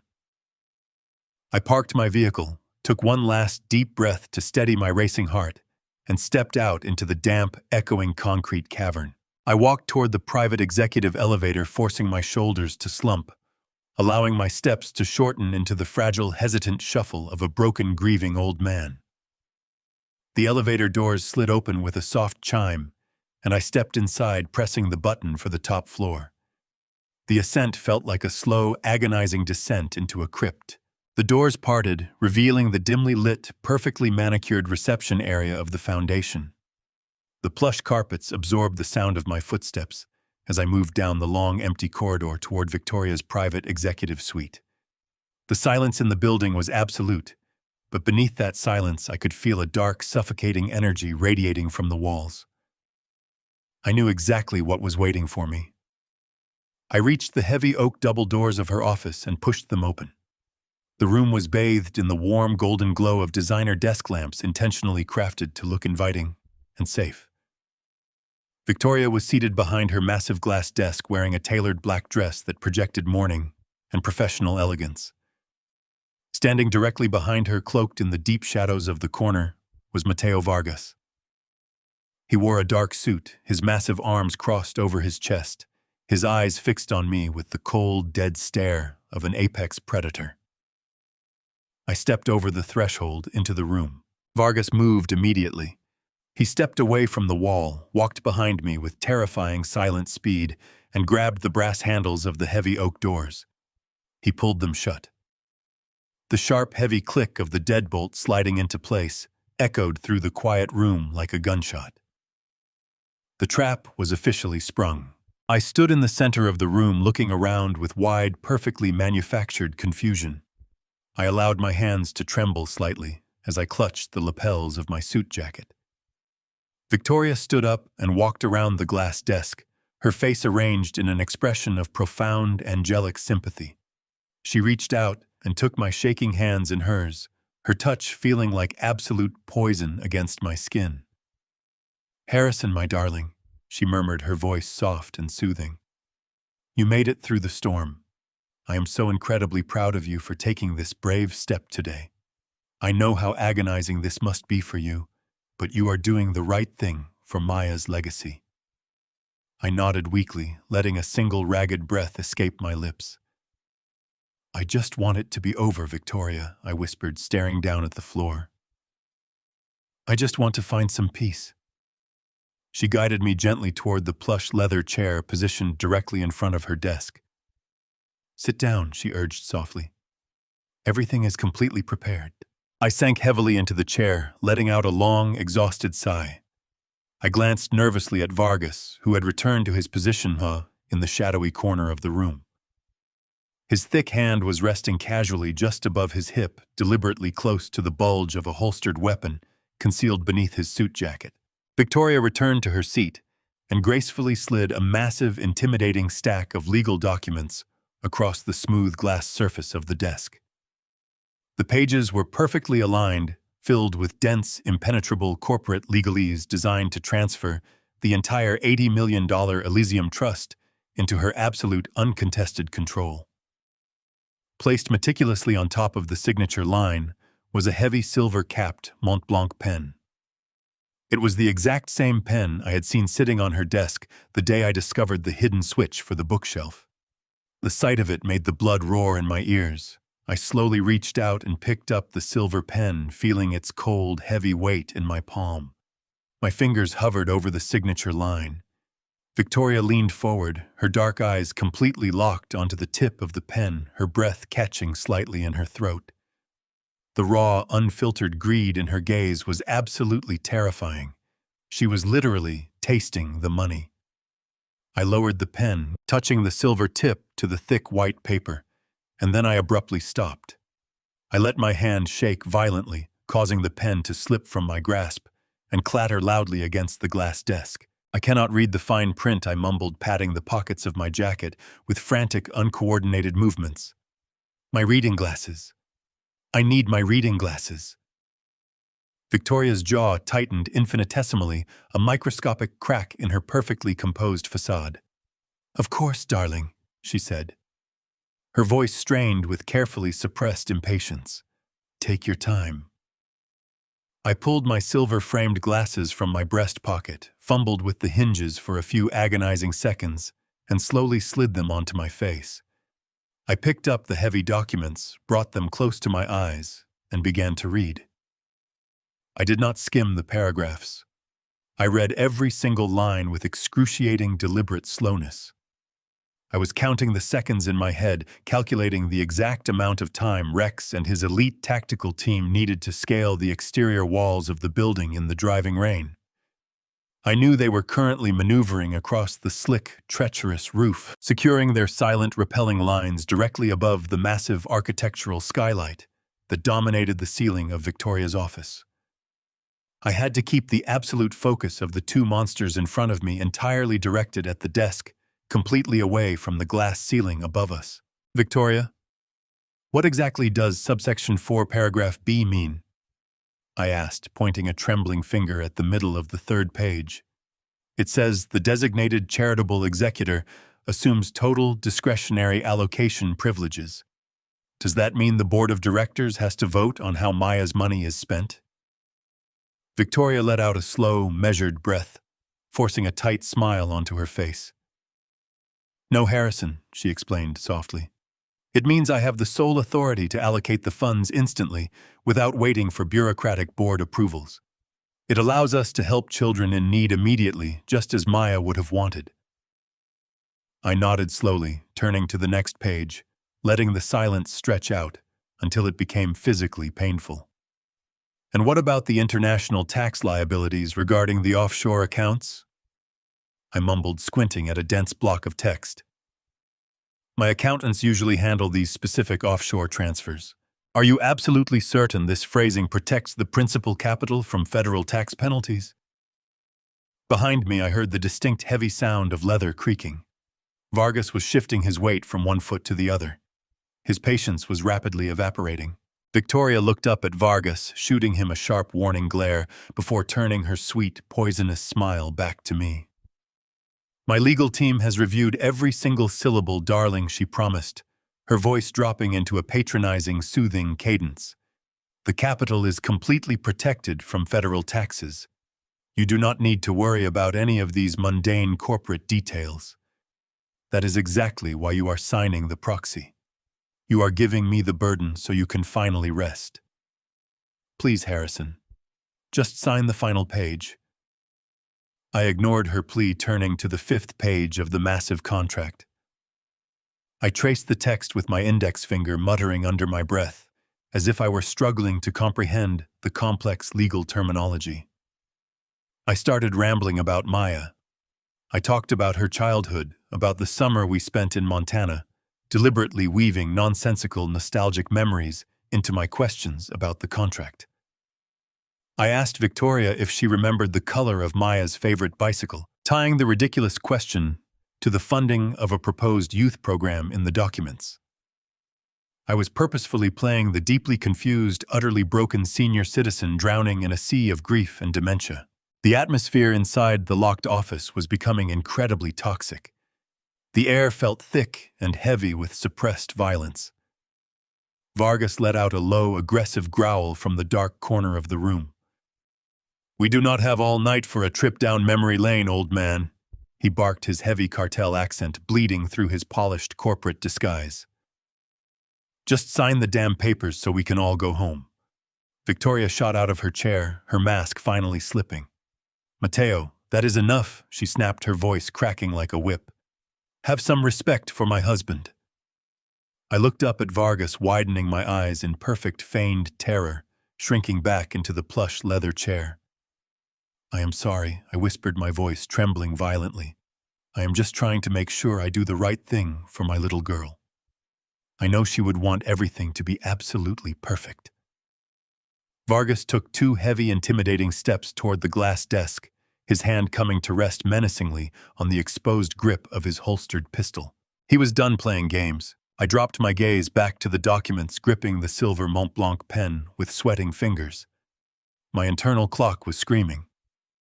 Rex needed exactly 90 seconds to position his tactical team above the skylight and arm the localized electromagnetic pulse generator. I had dragged the agonizing charade out for exactly 85 seconds. The crushing pressure in the room was reaching an absolute breaking point. I could practically feel the silent, lethal presence of the ex-SEAL operators hovering just inches above the rain-slicked glass ceiling over our heads. Victoria was standing over me now, her perfectly manicured fingernails digging painfully into the soft leather of my chair, completely oblivious to the impending tactical strike. "Sign the paper." "Harrison," she commanded, her voice dropping its sweet pretense, revealing the cold, sociopathic monster lurking underneath. I raised the heavy silver pen, pressed the metallic tip firmly against the black ink of the signature line, and waited for the hidden signal jammer on my wrist to silently vibrate. The heavy silver pen remained perfectly still against the pristine white paper. A small dark ink stain began to bleed into the thick parchment, marking the exact second my entire world shifted. Deep beneath the tailored fabric of my suit jacket, the hidden mechanism strapped to my wrist delivered a sharp, solitary vibration. The 90 seconds had expired. Rex and his tactical team were in position. The agonizing charade was finally over. I did not rush. I did not panic. I simply stopped pretending. I lifted the heavy silver pen from the document and placed it gently on the glass desk with a soft, definitive click. The calculated tremor in my hands vanished instantly, replaced by absolute rock-solid stillness. I let my hunched shoulders drop, rolling my neck slightly as I straightened my spine. The frail, utterly broken widower completely evaporated from the room. I leaned back into the plush leather chair, crossing my legs with the casual, dominant authority of a man who had spent 4 decades crushing corporate rivals and building an empire. I looked up. I did not look at the dangerous cartel killer hovering in the shadows. I locked my eyes directly onto Victoria. The sweet, patronizing sympathy in her gaze faltered for a fraction of a second, replaced by a flicker of genuine confusion. She opened her mouth to speak, but I quickly cut her off right there. "I am not signing anything until I see my beautiful daughter, Victoria." My voice was no longer the fragile, trembling whisper of a defeated old man. It was a cold, resonant command forged in the fires of absolute certainty and righteous fury. The words echoed off the soundproof walls of the executive suite, shattering the suffocating tension with the force of a physical blow. The entire room seemed to instantly freeze. The temperature plummeted. The silence that followed was not the quiet anticipation of a business deal closing. It was the deafening silence of a trap being abruptly turned inside out.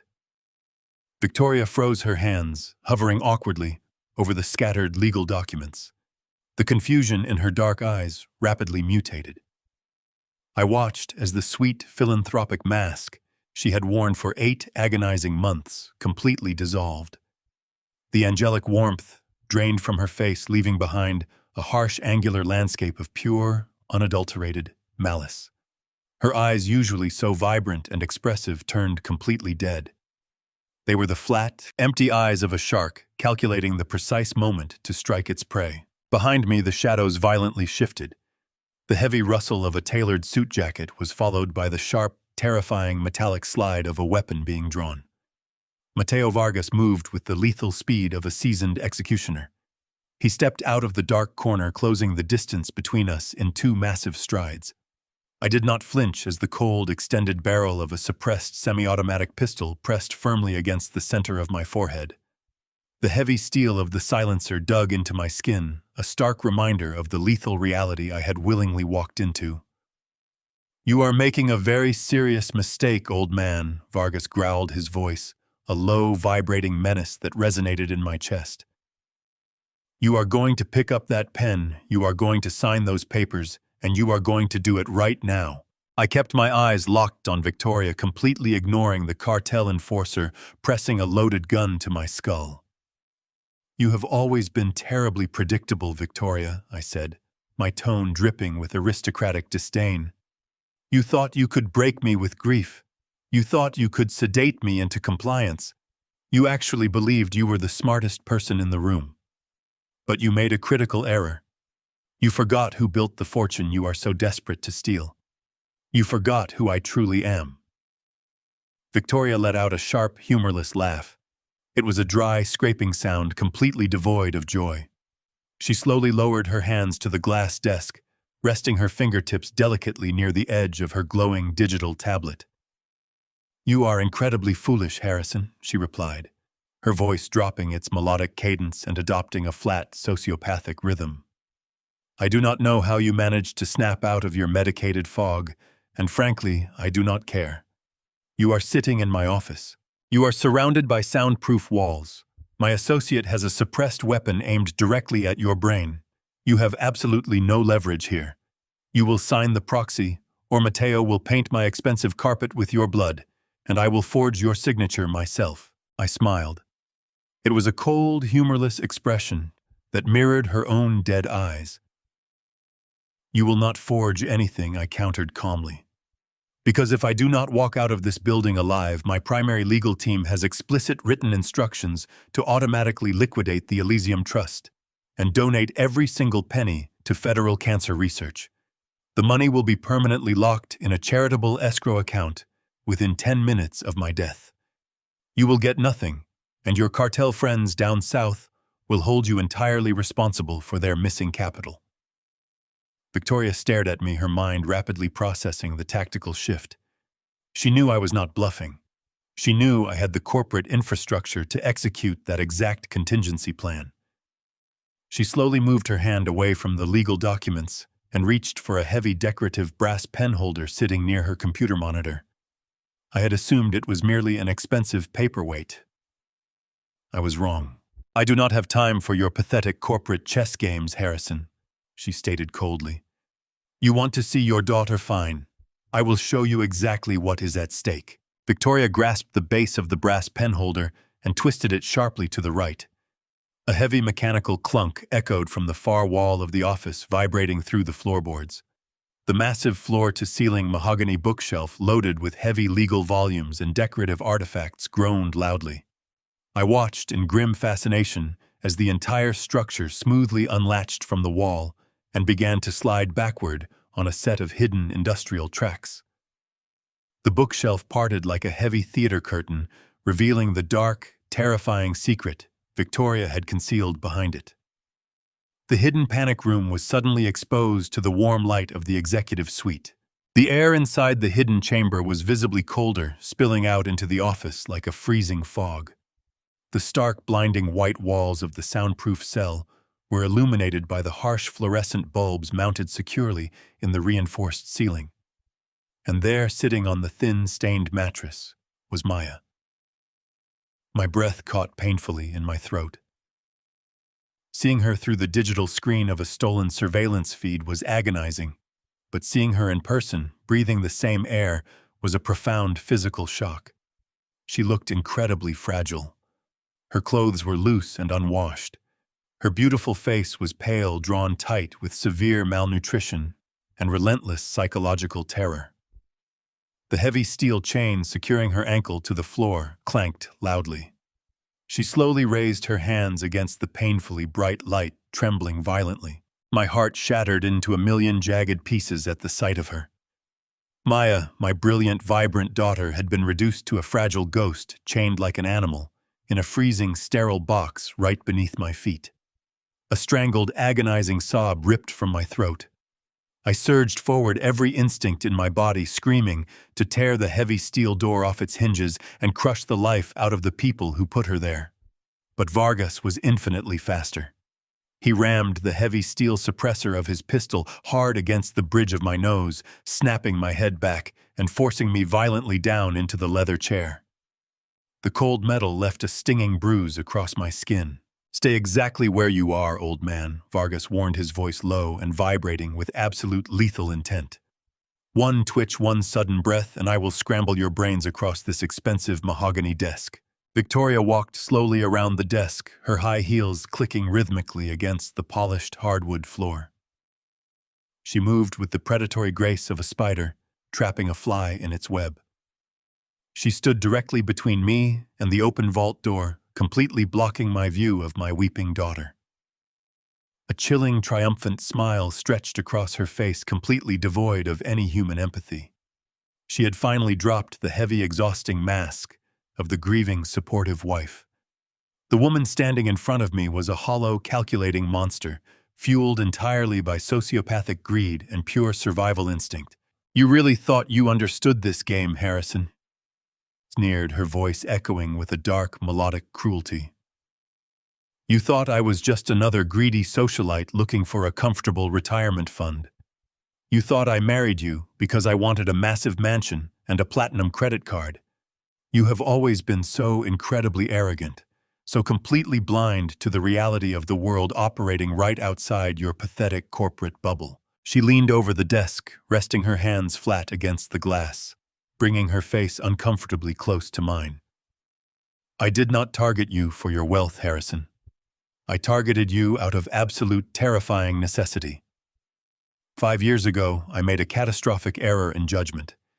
I invested heavily in a shadow development project operating out of Sinaloa. I borrowed $50 million from the exact people Mateo represents. When the federal authorities raided the compound and seized the assets, my cartel investors did not write it off as a business loss. They demanded their principal capital back, along with an astronomical premium. They gave me an ultimatum: find the money, or they would methodically dismantle me piece by piece. I stared at her, feeling the cold, sickening truth washing over me. "You were always a stepping stone, Harrison," she whispered, her dark eyes flashing with malicious delight. "You were nothing more than a convenient, highly liquid asset waiting to be harvested." The sheer magnitude of her deception was suffocating. I struggled to process the timeline she was laying out. 5 years ago, my first wife, Eleanor, was still alive.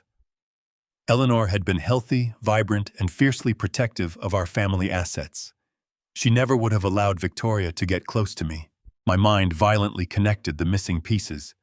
I looked up at Victoria, a horrifying realization freezing the blood in my veins. "Eleanor did not die of a sudden neurological failure," I choked out, my voice trembling with raw, unfiltered horror. Victoria tilted her head back and let out a bright, genuine laugh. It was the most disturbing sound I had ever heard. "It took you this long to figure it out," she mocked, shaking her head in theatrical disappointment. "Your brilliant doctors were completely baffled. They called it a rapid, aggressive autoimmune degeneration. They tested her for every obscure disease on the planet, but they never tested her for a customized synthetic neurotoxin synthesized in a cartel laboratory." She began to pace slowly across the expensive carpet, relishing every single syllable of her confession. "It took me nearly 10 months to kill her, Harrison. I had to be incredibly patient. I slipped the chemical compound into her morning tea, into her wine glasses, into her daily vitamins. I sat by her hospital bed and held her hand while she slowly suffocated in her own failing body. I cried at her funeral And then I waited exactly 6 months before conveniently bumping into the lonely, devastated widower at that charity gala. You were so desperate for a companion, so desperate for a comforting hand to hold in the dark. You practically begged me to take control of your life. A guttural roar built deep in my chest. I wanted to kill her. I wanted to wrap my hands around her throat and squeeze the life out of her body. But Vargas pressed the pistol harder against my skull, clicking the hammer back with a sharp, terrifying metallic snap. "Sit still," Vargas commanded. Victoria turned her attention back to the open vault door. Maya was huddled on the mattress, her hands clamped tightly over her ears, weeping uncontrollably, as she listened to the monster casually confess to murdering her mother. "Your daughter, however, was a completely unexpected complication," Victoria continued, glaring at the shivering girl in the cell. "She was always too curious for her own good. 8 months ago, while I was hosting a charity luncheon, Maya broke into my private study. She was looking for financial discrepancies in the foundation accounts, but she found something significantly worse. She found the encrypted digital receipts for the chemical compounds I purchased from cartel associates. She printed them out. She was packing her bags to go directly to the federal authorities. Victoria walked into the freezing panic room. Maya scrambled backward, pressing her thin shoulders against the stark white wall, her eyes wide with absolute terror. Victoria reached down, grabbed my daughter by her tangled hair, and violently dragged her forward. Maya let out a sharp, agonizing shriek, struggling weakly against the iron grip. "I could not just kill her," Victoria explained, dragging Maya toward a heavy steel pedestal mounted near the vault entrance. A sudden violent death would have triggered an automatic autopsy and a massive police investigation. So I fabricated the tragic drug relapse narrative. I paid off a corrupt private clinic to verify her fictional medical records. I locked her in this box and told you she ran away. I let your own paternal guilt completely paralyze your judgment while I systematically drained your accounts." Victoria forced Maya down onto her knees in front of the steel pedestal. A sleek black biometric scanner was embedded in the center of the metal console. "The Elysium Trust is heavily fortified," Harrison Victoria stated, her voice returning to its cold, sociopathic rhythm. "The primary security protocol requires dual authentication. It requires your absolute legal proxy, which you are going to sign right now, and it requires the direct biological confirmation of the primary beneficiary." She violently pushed her trembling right hand onto the biometric scanner. The console immediately chimed twice. "Now sign the final release, or Damien puts a bullet in your head," and I gassed the girl. The metallic click of the pistol hammer locking into place echoed in the freezing air spilling from the open vault. Mateo Vargas stood completely still, his dark eyes devoid of any human hesitation. The heavy steel suppressor rested flush against the skin of my forehead. I could feel the cold, unforgiving circle of the muzzle pressing directly into bone. Most men would have broken right there. Most men would have grabbed the heavy silver pen, dropped to their knees, and surrendered their entire corporate empire just to buy one more breath. But I was no longer an ordinary man. I was a father who had already walked through the darkest, most agonizing valleys of grief, and I had returned with a heart forged of absolute iron. I did not look at the gun. I did not look at the heavily armed cartel enforcer holding it. I looked straight past them both, focusing my entire existence on the fragile, shivering girl kneeling on the cold floor of the panic room. Maya was staring back at me. Her wide, terrified eyes were silently begging me to save her, but beneath the absolute terror I saw the flickering, unbreakable ember of my daughter. I saw the brilliant, resilient young woman who had bravely tried to expose a murderer. I held her gaze, refusing to let the panic bleed into my expression. I needed to silently communicate to her that the endless nightmare was finally coming to an end. I softened my eyes, sending a silent, unconditional wave of love and absolute reassurance across the room. I held my posture perfectly rigid, conveying a quiet, indestructible strength. I watched the frantic, shallow rhythm of her breathing begin to marginally slow. She saw the subtle shift in me. She saw the corporate titan who had ruthlessly conquered every adversary he had ever faced, not the weeping, defeated ghost Victoria had paraded around the estate for the past 8 months. I slowly turned my attention back to the monster standing near the biometric scanner. Victoria was breathing heavily, her chest rising and falling with predatory anticipation. She fully expected me to crumble. She expected me to sob and beg for my daughter's life. Instead, I leaned back against the plush leather of the chair, folding my hands casually in my lap, completely ignoring the loaded weapon aimed squarely at my skull. "You actually believe this is going to work, Victoria?" I asked. My voice was incredibly calm, resonating with a deep, authoritative cadence that seemed to catch her entirely off guard. "You truly believe you can wire $80 million into untraceable offshore cartel accounts, murder an esteemed corporate executive and his daughter in a downtown charity office, and simply walk away, scot-free, to enjoy your spoils?" "Sign the paper, Harrison," she commanded, her voice rising in pitch, the polished aristocratic veneer beginning to show severe fractures. I shook my head slowly, adopting a look of profound, mocking pity. "Your accounting was always incredibly sloppy, Victoria. It was the very first thing I noticed when we married. You possess a remarkable talent for spending other people's money, but you possess absolutely no talent for covering your digital footprints. Do you really think my private financial team stopped monitoring the Elysium Trust when you had me sedated with your carefully prescribed pills? Do you think I did not have algorithmic safeguards tracking every single unauthorized inquiry made into my personal estate? I have known about your catastrophic shadow investments for weeks. I know exactly how much you owe the Sinaloa Syndicate. I know you are drowning in debt, and I know you are utterly terrified." Vargas pressed the barrel harder against my forehead.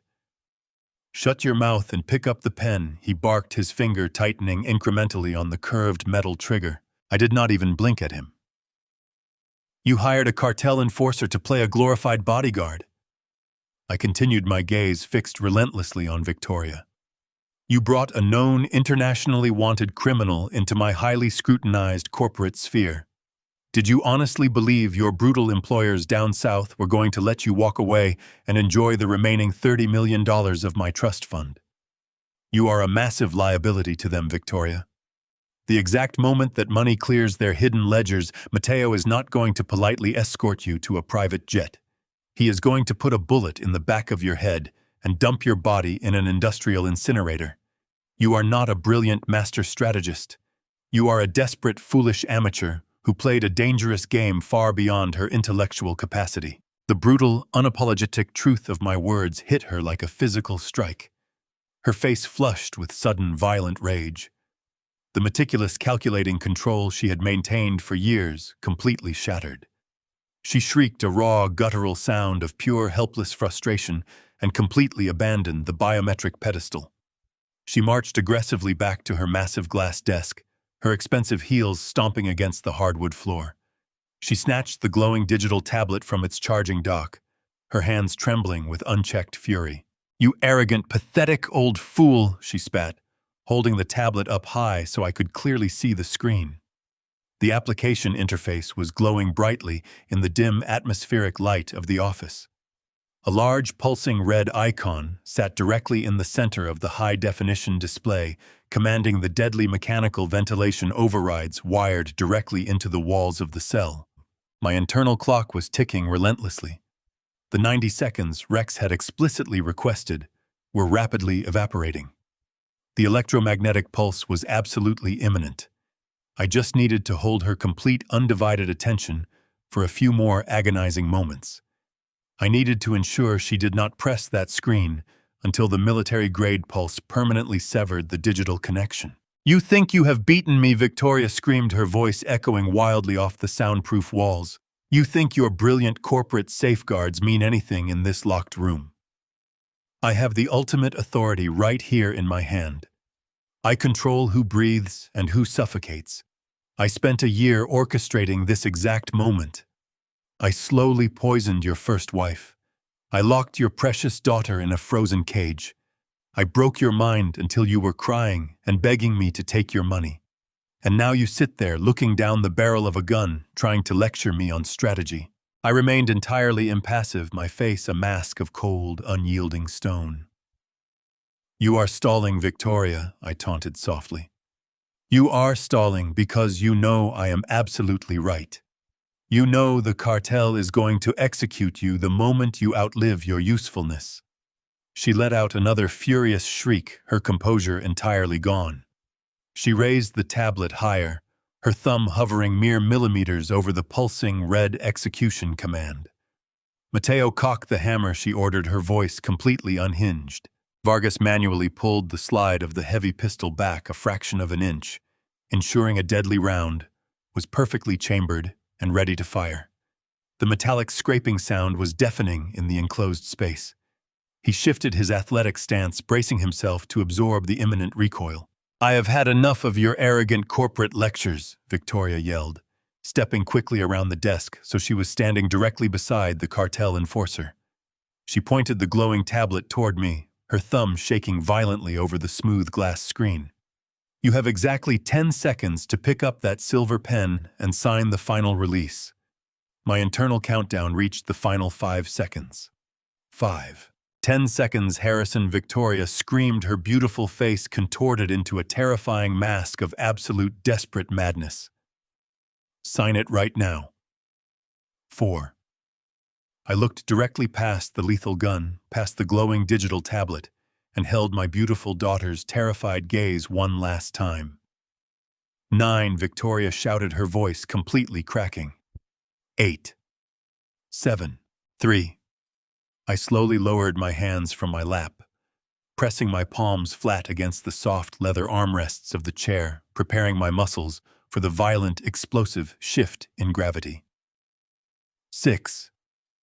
5. If you do not sign that paper, I will press this button and I will watch the girl suffocate, she threatened, her thumb grazing the very edge of the deadly red icon. 2. I took a deep, steadying breath, pulling the cool, conditioned air deep into my lungs. "Sign it," she commanded one final time, her voice reaching a hysterical, frantic pitch. 1, 0. "I think I will pass," I said, my voice cutting through the thick, toxic air of the executive office like a freshly sharpened blade. I did not blink. I did not move my head away from the cold steel of the heavy suppressor pressed firmly against my skin.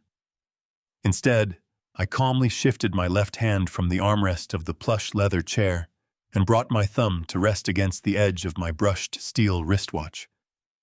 I looked directly into Victoria's eyes, watching the absolute certainty of her impending victory radiate from her beautiful, monstrous face. She fully believed she had won.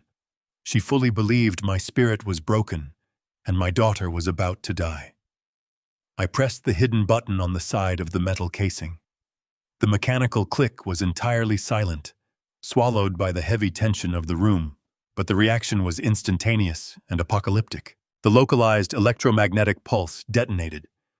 There was no massive fireball, no deafening explosion, no concussive shockwave to throw us across the room.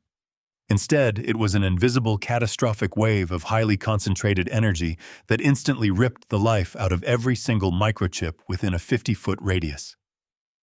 The resulting death of the electronic world was profound and immediate. The warm, golden designer lamps illuminating the office snapped off with a sharp, synchronized crack.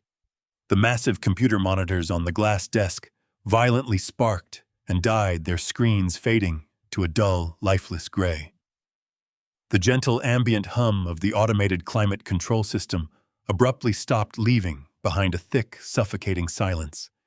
Even the subtle, barely audible buzz of the digital locks securing the heavy oak doors vanished. The transition from a brightly lit, high-tech executive suite to an absolute pitch-black tomb took less than a fraction of a second.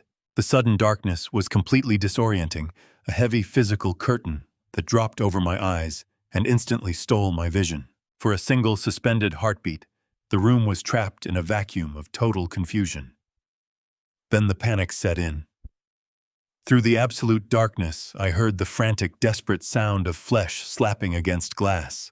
Victoria was blindly stabbing her fingers against the screen of her tablet. Her breathing had completely lost its controlled sociopathic rhythm, replaced by rapid, shallow gasps of genuine terror. "Nothing is happening," she shrieked, her voice echoing shrilly off the soundproof walls. "The screen is dead. The entire system is completely unresponsive. Mateo, the override, is not working. The panic in her voice was absolute music to my ears. The brilliant, flawlessly executed trap she had spent 8 long months building had just been completely neutralized by a single invisible pulse of energy. She tapped the dead glass harder, the frantic clicking sound serving as a pathetic rhythm to her rapidly unraveling sanity. "Turn the power back on," she commanded the empty darkness, as if her sheer aristocratic will could somehow force the fried microprocessors back to life. Beside me, Mateo Vargas let out a vicious curse in Spanish. The seasoned cartel enforcer instantly realized the gravity of the tactical situation. The sudden localized power failure was not a mere coincidence or a municipal blackout. He knew they were under attack. The heavy barrel of the suppressed pistol shifted away from my forehead as Vargas instinctively stepped back, moving to place his back against the nearest solid wall to minimize his exposure. He was completely blind in the windowless office, relying entirely on his combat training to survive. He began to issue rapid, aggressive orders to Victoria, demanding she drop the useless tablet and get behind the heavy glass desk. But Victoria was entirely consumed by her own failure, still desperately clawing at the dead screen, completely unwilling to accept that her $80 million prize had just vanished into the dark. I did exactly what Rex had explicitly instructed me to do. I threw myself out of the leather chair, diving hard toward the floor and rolling tightly under the thick protective overhang of the heavy mahogany desk. I curled my body into a tight ball, wrapping my arms over my head and squeezing my eyes shut. I had perfectly played my role. I had delivered the Trojan horse. I had successfully held their undivided attention for the crucial 90 seconds. Now it was time for the absolute devastation to begin. The reinforced architectural skylight, positioned directly above the center of the office, suddenly shattered inward with a catastrophic, deafening crash. Hundreds of jagged shards of thick-tempered glass rained down from the ceiling like a violent crystalline hailstorm, smashing against the furniture and ripping into the plush carpet. Before the heavy glass had even finished hitting the floor, 3 compact metallic canisters dropped through the open hole in the roof, bouncing harshly against the hardwood.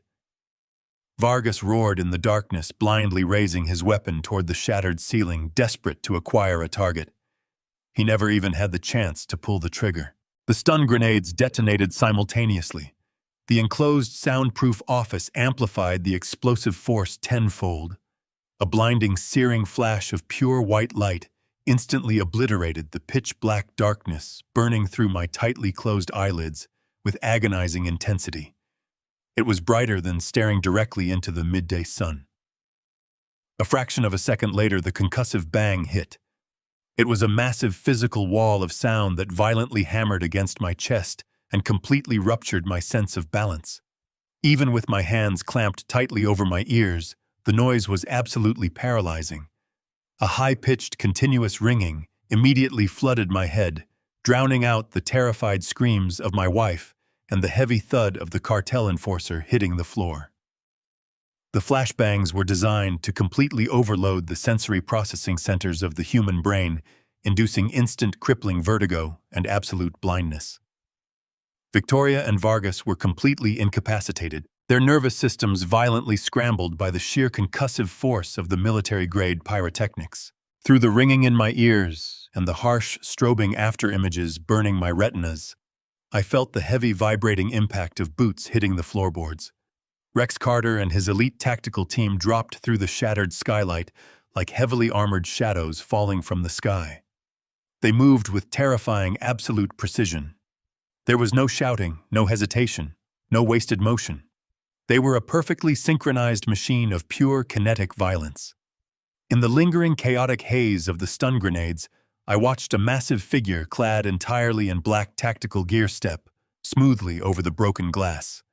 He approached the disoriented, reeling cartel enforcer with ruthless efficiency. Vargas was crawling blindly on his hands and knees, desperately trying to locate his dropped weapon. A heavy combat boot swung forward, striking him violently beneath the jaw with a sickening crunch. Vargas collapsed onto the carpet, completely neutralized before he could even process the direction of the brutal strike. Victoria was cowering helplessly against the cold wall, whimpering uncontrollably as two masked operatives swiftly secured her trembling wrists with heavy industrial zip ties. The unprecedented, highly volatile silent breach was perfectly executed without a single casualty, and the absolute uncontested control of the room was finally mine, completely mine. "I think I will pass," I said, my voice completely steady as I lifted my left hand and pressed the hidden button on the side of my brushed steel wristwatch. The mechanical click was entirely silent, swallowed by the heavy tension radiating through the executive suite, but the reaction was instantaneous and absolutely apocalyptic. The localized electromagnetic pulse detonated with devastating precision. There was no massive fireball, no deafening explosion, and no concussive shockwave to throw us violently across the room. Instead, it was an invisible, catastrophic wave of highly concentrated energy that instantly ripped the life out of every single microchip and electronic circuit within a 50-foot radius. The resulting death of the digital world was profound and immediate. The warm golden designer lamps illuminating the office snapped off with a sharp synchronized crack. The massive computer monitors on the glass desk violently sparked and died, their vibrant screens fading to a dull, lifeless gray.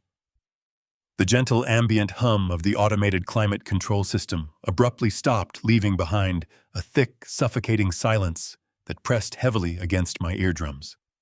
Even the subtle, barely audible buzz of the biometric scanner pedestal and the digital locks securing the heavy oak doors completely vanished.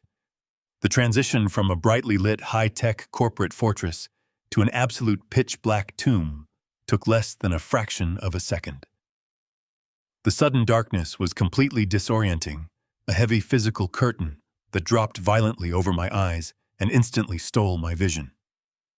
The digital execution command Victoria had been holding over my head was entirely neutralized, permanently erasing her leverage and plunging her brilliant, deadly trap into total, irreversible darkness. For a single, suspended heartbeat, the room was trapped in a vacuum of complete sensory deprivation. Then the absolute panic set in. Through the thick, ink-black void, I heard the frantic, desperate sound of human flesh slapping violently against smooth glass. Victoria was completely unequipped to handle the sudden loss of tactical superiority. Her meticulous, perfectly calculated extortion plot had depended entirely on having absolute control over the digital environment, and now that environment was completely dead. She was blindly stabbing her trembling fingers against the unresponsive screen of her tablet, desperately trying to force the lethal command through the fried circuits. Her breathing had completely lost its controlled sociopathic rhythm, replaced by rapid, shallow gasps of genuine, unadulterated terror. "The screen is dead," she shrieked, her voice echoing shrilly off the soundproof walls of the executive suite. "The entire system is completely unresponsive. I press the button, but nothing is happening." The sheer panic in her voice was absolute music to my ears. The brilliant, flawlessly executed trap she had spent 8 long months building had just been neutralized by a single invisible pulse of energy. She tapped the dead glass harder, the frantic, repetitive clicking sound serving as a pathetic rhythm to her rapidly unraveling sanity. She realized with horrifying clarity that she had completely lost her $80 million prize, and worse, she had lost the ability to execute the girl in the cell. "Turn the power back on right now," she commanded the empty darkness, screaming with raw desperation, as if her sheer aristocratic will could somehow force the utterly destroyed microprocessors back to life. But the tablet remained a useless dead piece of glass in her shaking hands. Beside her, Damien reacted with the lethal, conditioned reflexes of a professional cartel enforcer. He did not waste precious breath screaming at the darkness like Victoria. The sudden localized power failure was not a mere municipal blackout, and his finely tuned combat instincts immediately recognized the gravity of the tactical shift. He knew they were suddenly highly vulnerable. The heavy steel barrel of the suppressed pistol shifted rapidly away from my head, as Damien instinctively stepped backward, moving to place his broad shoulders against the nearest solid wall to minimize his exposure to the pitch-black room. He was completely blind in the windowless executive suite, relying entirely on his hearing and his spatial memory to survive the impending assault. He began to issue rapid aggressive commands to Victoria in harsh whispered Spanish, demanding she drop the useless device and get down behind the heavy mahogany desk. But before Damien could successfully adjust his vision to the profound darkness, and before Victoria could even comprehend the urgent instructions, the reinforced architectural skylight, positioned directly above the center of the office, violently yielded. The massive pane of thick bullet-resistant glass had been quietly scored and prepped by Rex's team during my agonizingly long negotiation. Now it shattered inward with a catastrophic, absolutely deafening crash. Hundreds of jagged, heavy shards of thick, tempered glass rained down from the high ceiling, like a violent crystalline hailstorm, smashing brutally against the expensive furniture and ripping deeply into the plush carpet. The sudden, violent destruction of the skylight ripped away the suffocating silence of the room, replacing it with the terrifying sound of falling debris and the heavy rushing wind pouring in from the stormy night sky above us. I did exactly what I had been trained to do in the event of an absolute tactical breach. I threw my body tightly against the metal base of the heavy leather chair, burying my face deeply into my crossed arms and sealing my eyes completely shut. Before the final pieces of heavy glass had even finished hitting the floorboards, 3 compact metallic canisters dropped swiftly through the open hole in the roof, bouncing harshly against the ruined carpet. Damien blindly raised his weapon toward the shattered ceiling, desperately trying to acquire a viable target in the pitch-black space. He never even had the fraction of a second required to pull the trigger. The military-grade stun grenades detonated simultaneously. The enclosed soundproof walls of the executive office amplified the explosive force tenfold.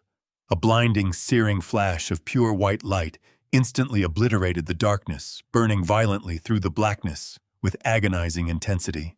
It was vastly brighter than staring directly into the core of the midday sun. A microscopic second later, the concussive bang hit. It was a massive physical wall of pure kinetic sound that violently hammered against my chest and completely ruptured my sense of balance. Even with my hands clamped tightly over my ears, the noise was absolutely paralyzing. A high-pitched, continuous ringing immediately flooded my head, entirely drowning out the terrified screams of my wife and the heavy thud of the cartel enforcer hitting the floor. The flashbangs were designed to completely overload the sensory processing centers of the human brain, inducing instant crippling vertigo and absolute total blindness. Victoria and Damien were completely incapacitated, their nervous systems violently scrambled by the sheer concussive force of the pyrotechnics. Through the ringing in my ears and the harsh strobing afterimages burning my retinas, I felt the heavy, vibrating impact of boots hitting the floorboards. Rex Carter and his elite tactical team dropped smoothly through the shattered skylight, descending fast on rappelling lines, like heavily armored shadows falling directly from the stormy sky. The unprecedented, highly volatile, silent breach was perfectly executed, establishing absolute uncontested dominance over the room in mere seconds. I held Maya tightly against my chest, feeling the violent tremors racking her fragile body slowly begin to subside in the safety of my arms.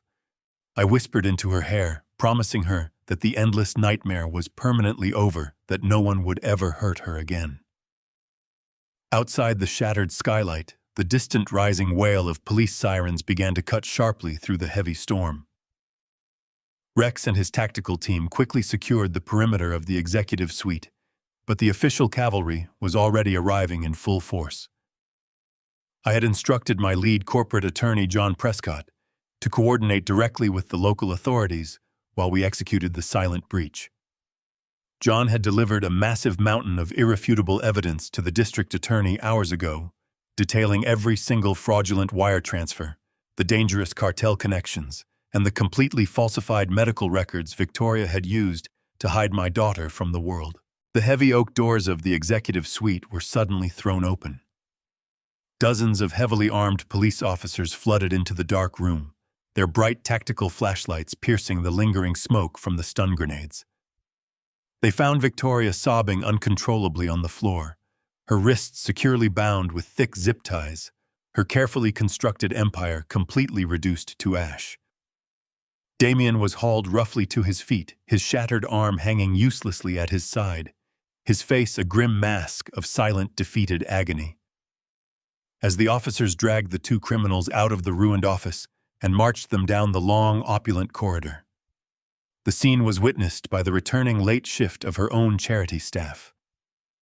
The very people Victoria had manipulated and used to build her pristine philanthropic facade watched in stunned absolute silence as their angelic leader was paraded past them in cold steel handcuffs. Her flawless public reputation was instantaneously and permanently obliterated. By the following morning, the federal authorities had completely taken over the investigation. The FBI immediately seized Victoria's frozen offshore accounts and began systematically dismantling the lethal cartel network she had so foolishly entangled herself with. She was facing multiple life sentences in federal prison, entirely isolated and universally despised by the society she had tried to conquer. But I did not care about her impending trial. I did not care about the massive media spectacle that erupted around my family. My entire existence was completely focused on one single vital objective, which was Maya's physical and mental recovery. I immediately liquidated the fraudulent charitable foundation, tearing the Elysium Trust down to its very studs. In its place, I established a genuine, heavily endowed foundation dedicated entirely to rescuing and rehabilitating victims of severe psychological and physical abuse. I made absolutely certain that Victoria's stolen wealth was redirected to heal the exact kind of trauma she had inflicted upon my child. Maya spent months in a specialized, highly secure recovery facility, surrounded by the absolute best trauma specialists the world could offer.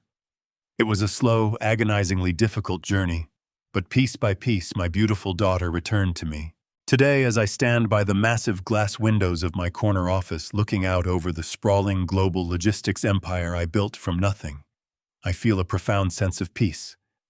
The corporate legacy, the billions of dollars, the vast fleets of ships and planes, none of it truly matters to me anymore. The only legacy that holds any real value is the brilliant, resilient young woman standing right beside me, fully prepared to take the reins when the exact right time finally comes. We have walked through the burning fires of hell together and emerged much stronger, completely united, and entirely ready to conquer whatever the unknown future holds. I look deeply at her beautiful, smiling face and know, with absolute, unshakable certainty, that our enduring and deeply bonded bloodline has successfully survived the very worst of human darkness forever. Sometimes the most dangerous predators do not hide in the dark. They sit across from you at the dinner table disguised as the people you trust. True strength is never just about physical power. It is about the cold, calculating patience required to outsmart those who underestimate you because of your age or grief. Family is not just about the titles we give each other. It is defined by absolute loyalty, action, and truth. Never let your love blind you to glaring red flags, and never underestimate a father's relentless determination to protect his precious flesh bone and beloved blood. If this story resonated with you, please hit the like button and subscribe to our channel right now so you never miss an update. Leave a comment below telling me which city you are watching from today. I read every single comment and truly appreciate your amazing and continued support.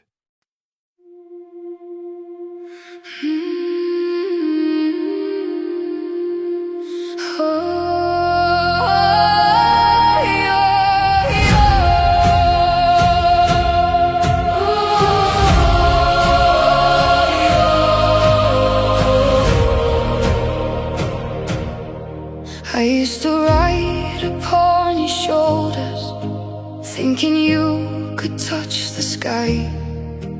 Every road felt less uncertain when I saw the world through your eyes.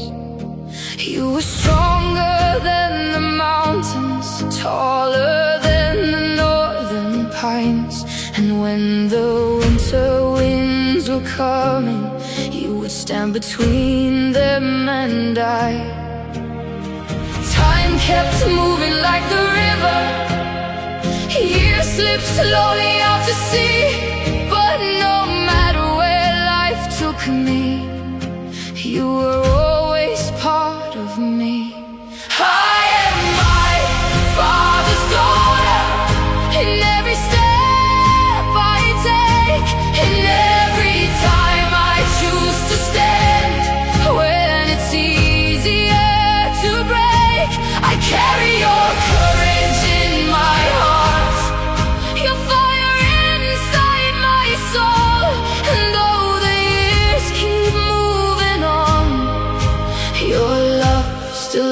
leads me home.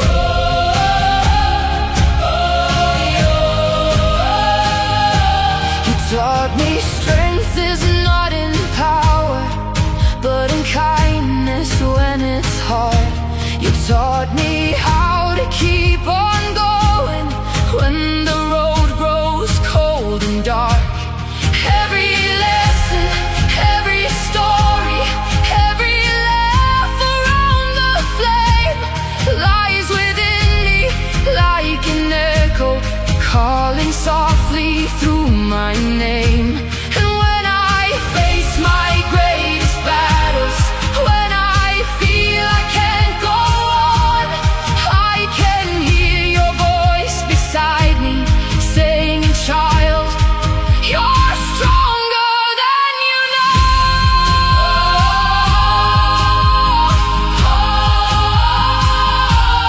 I am my Father's daughter, in every step I take, in every time I choose to stand. When it's easier to break, I carry your courage in my heart, your fire inside my soul. And though the years keep moving on, your love still leads me home.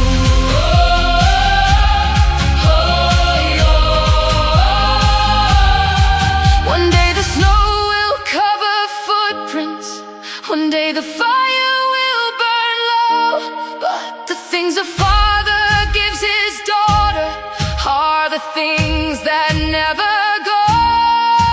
Not the gold or not the stories, not the battles that he won, but the quiet way he loved her and the woman she becomes. I am my Father's daughter, and I always will remain. Through every triumph, every loss, through every joy and every pain, the world may change around me, the stars may fade above, but I will always carry with me my Father's endless love.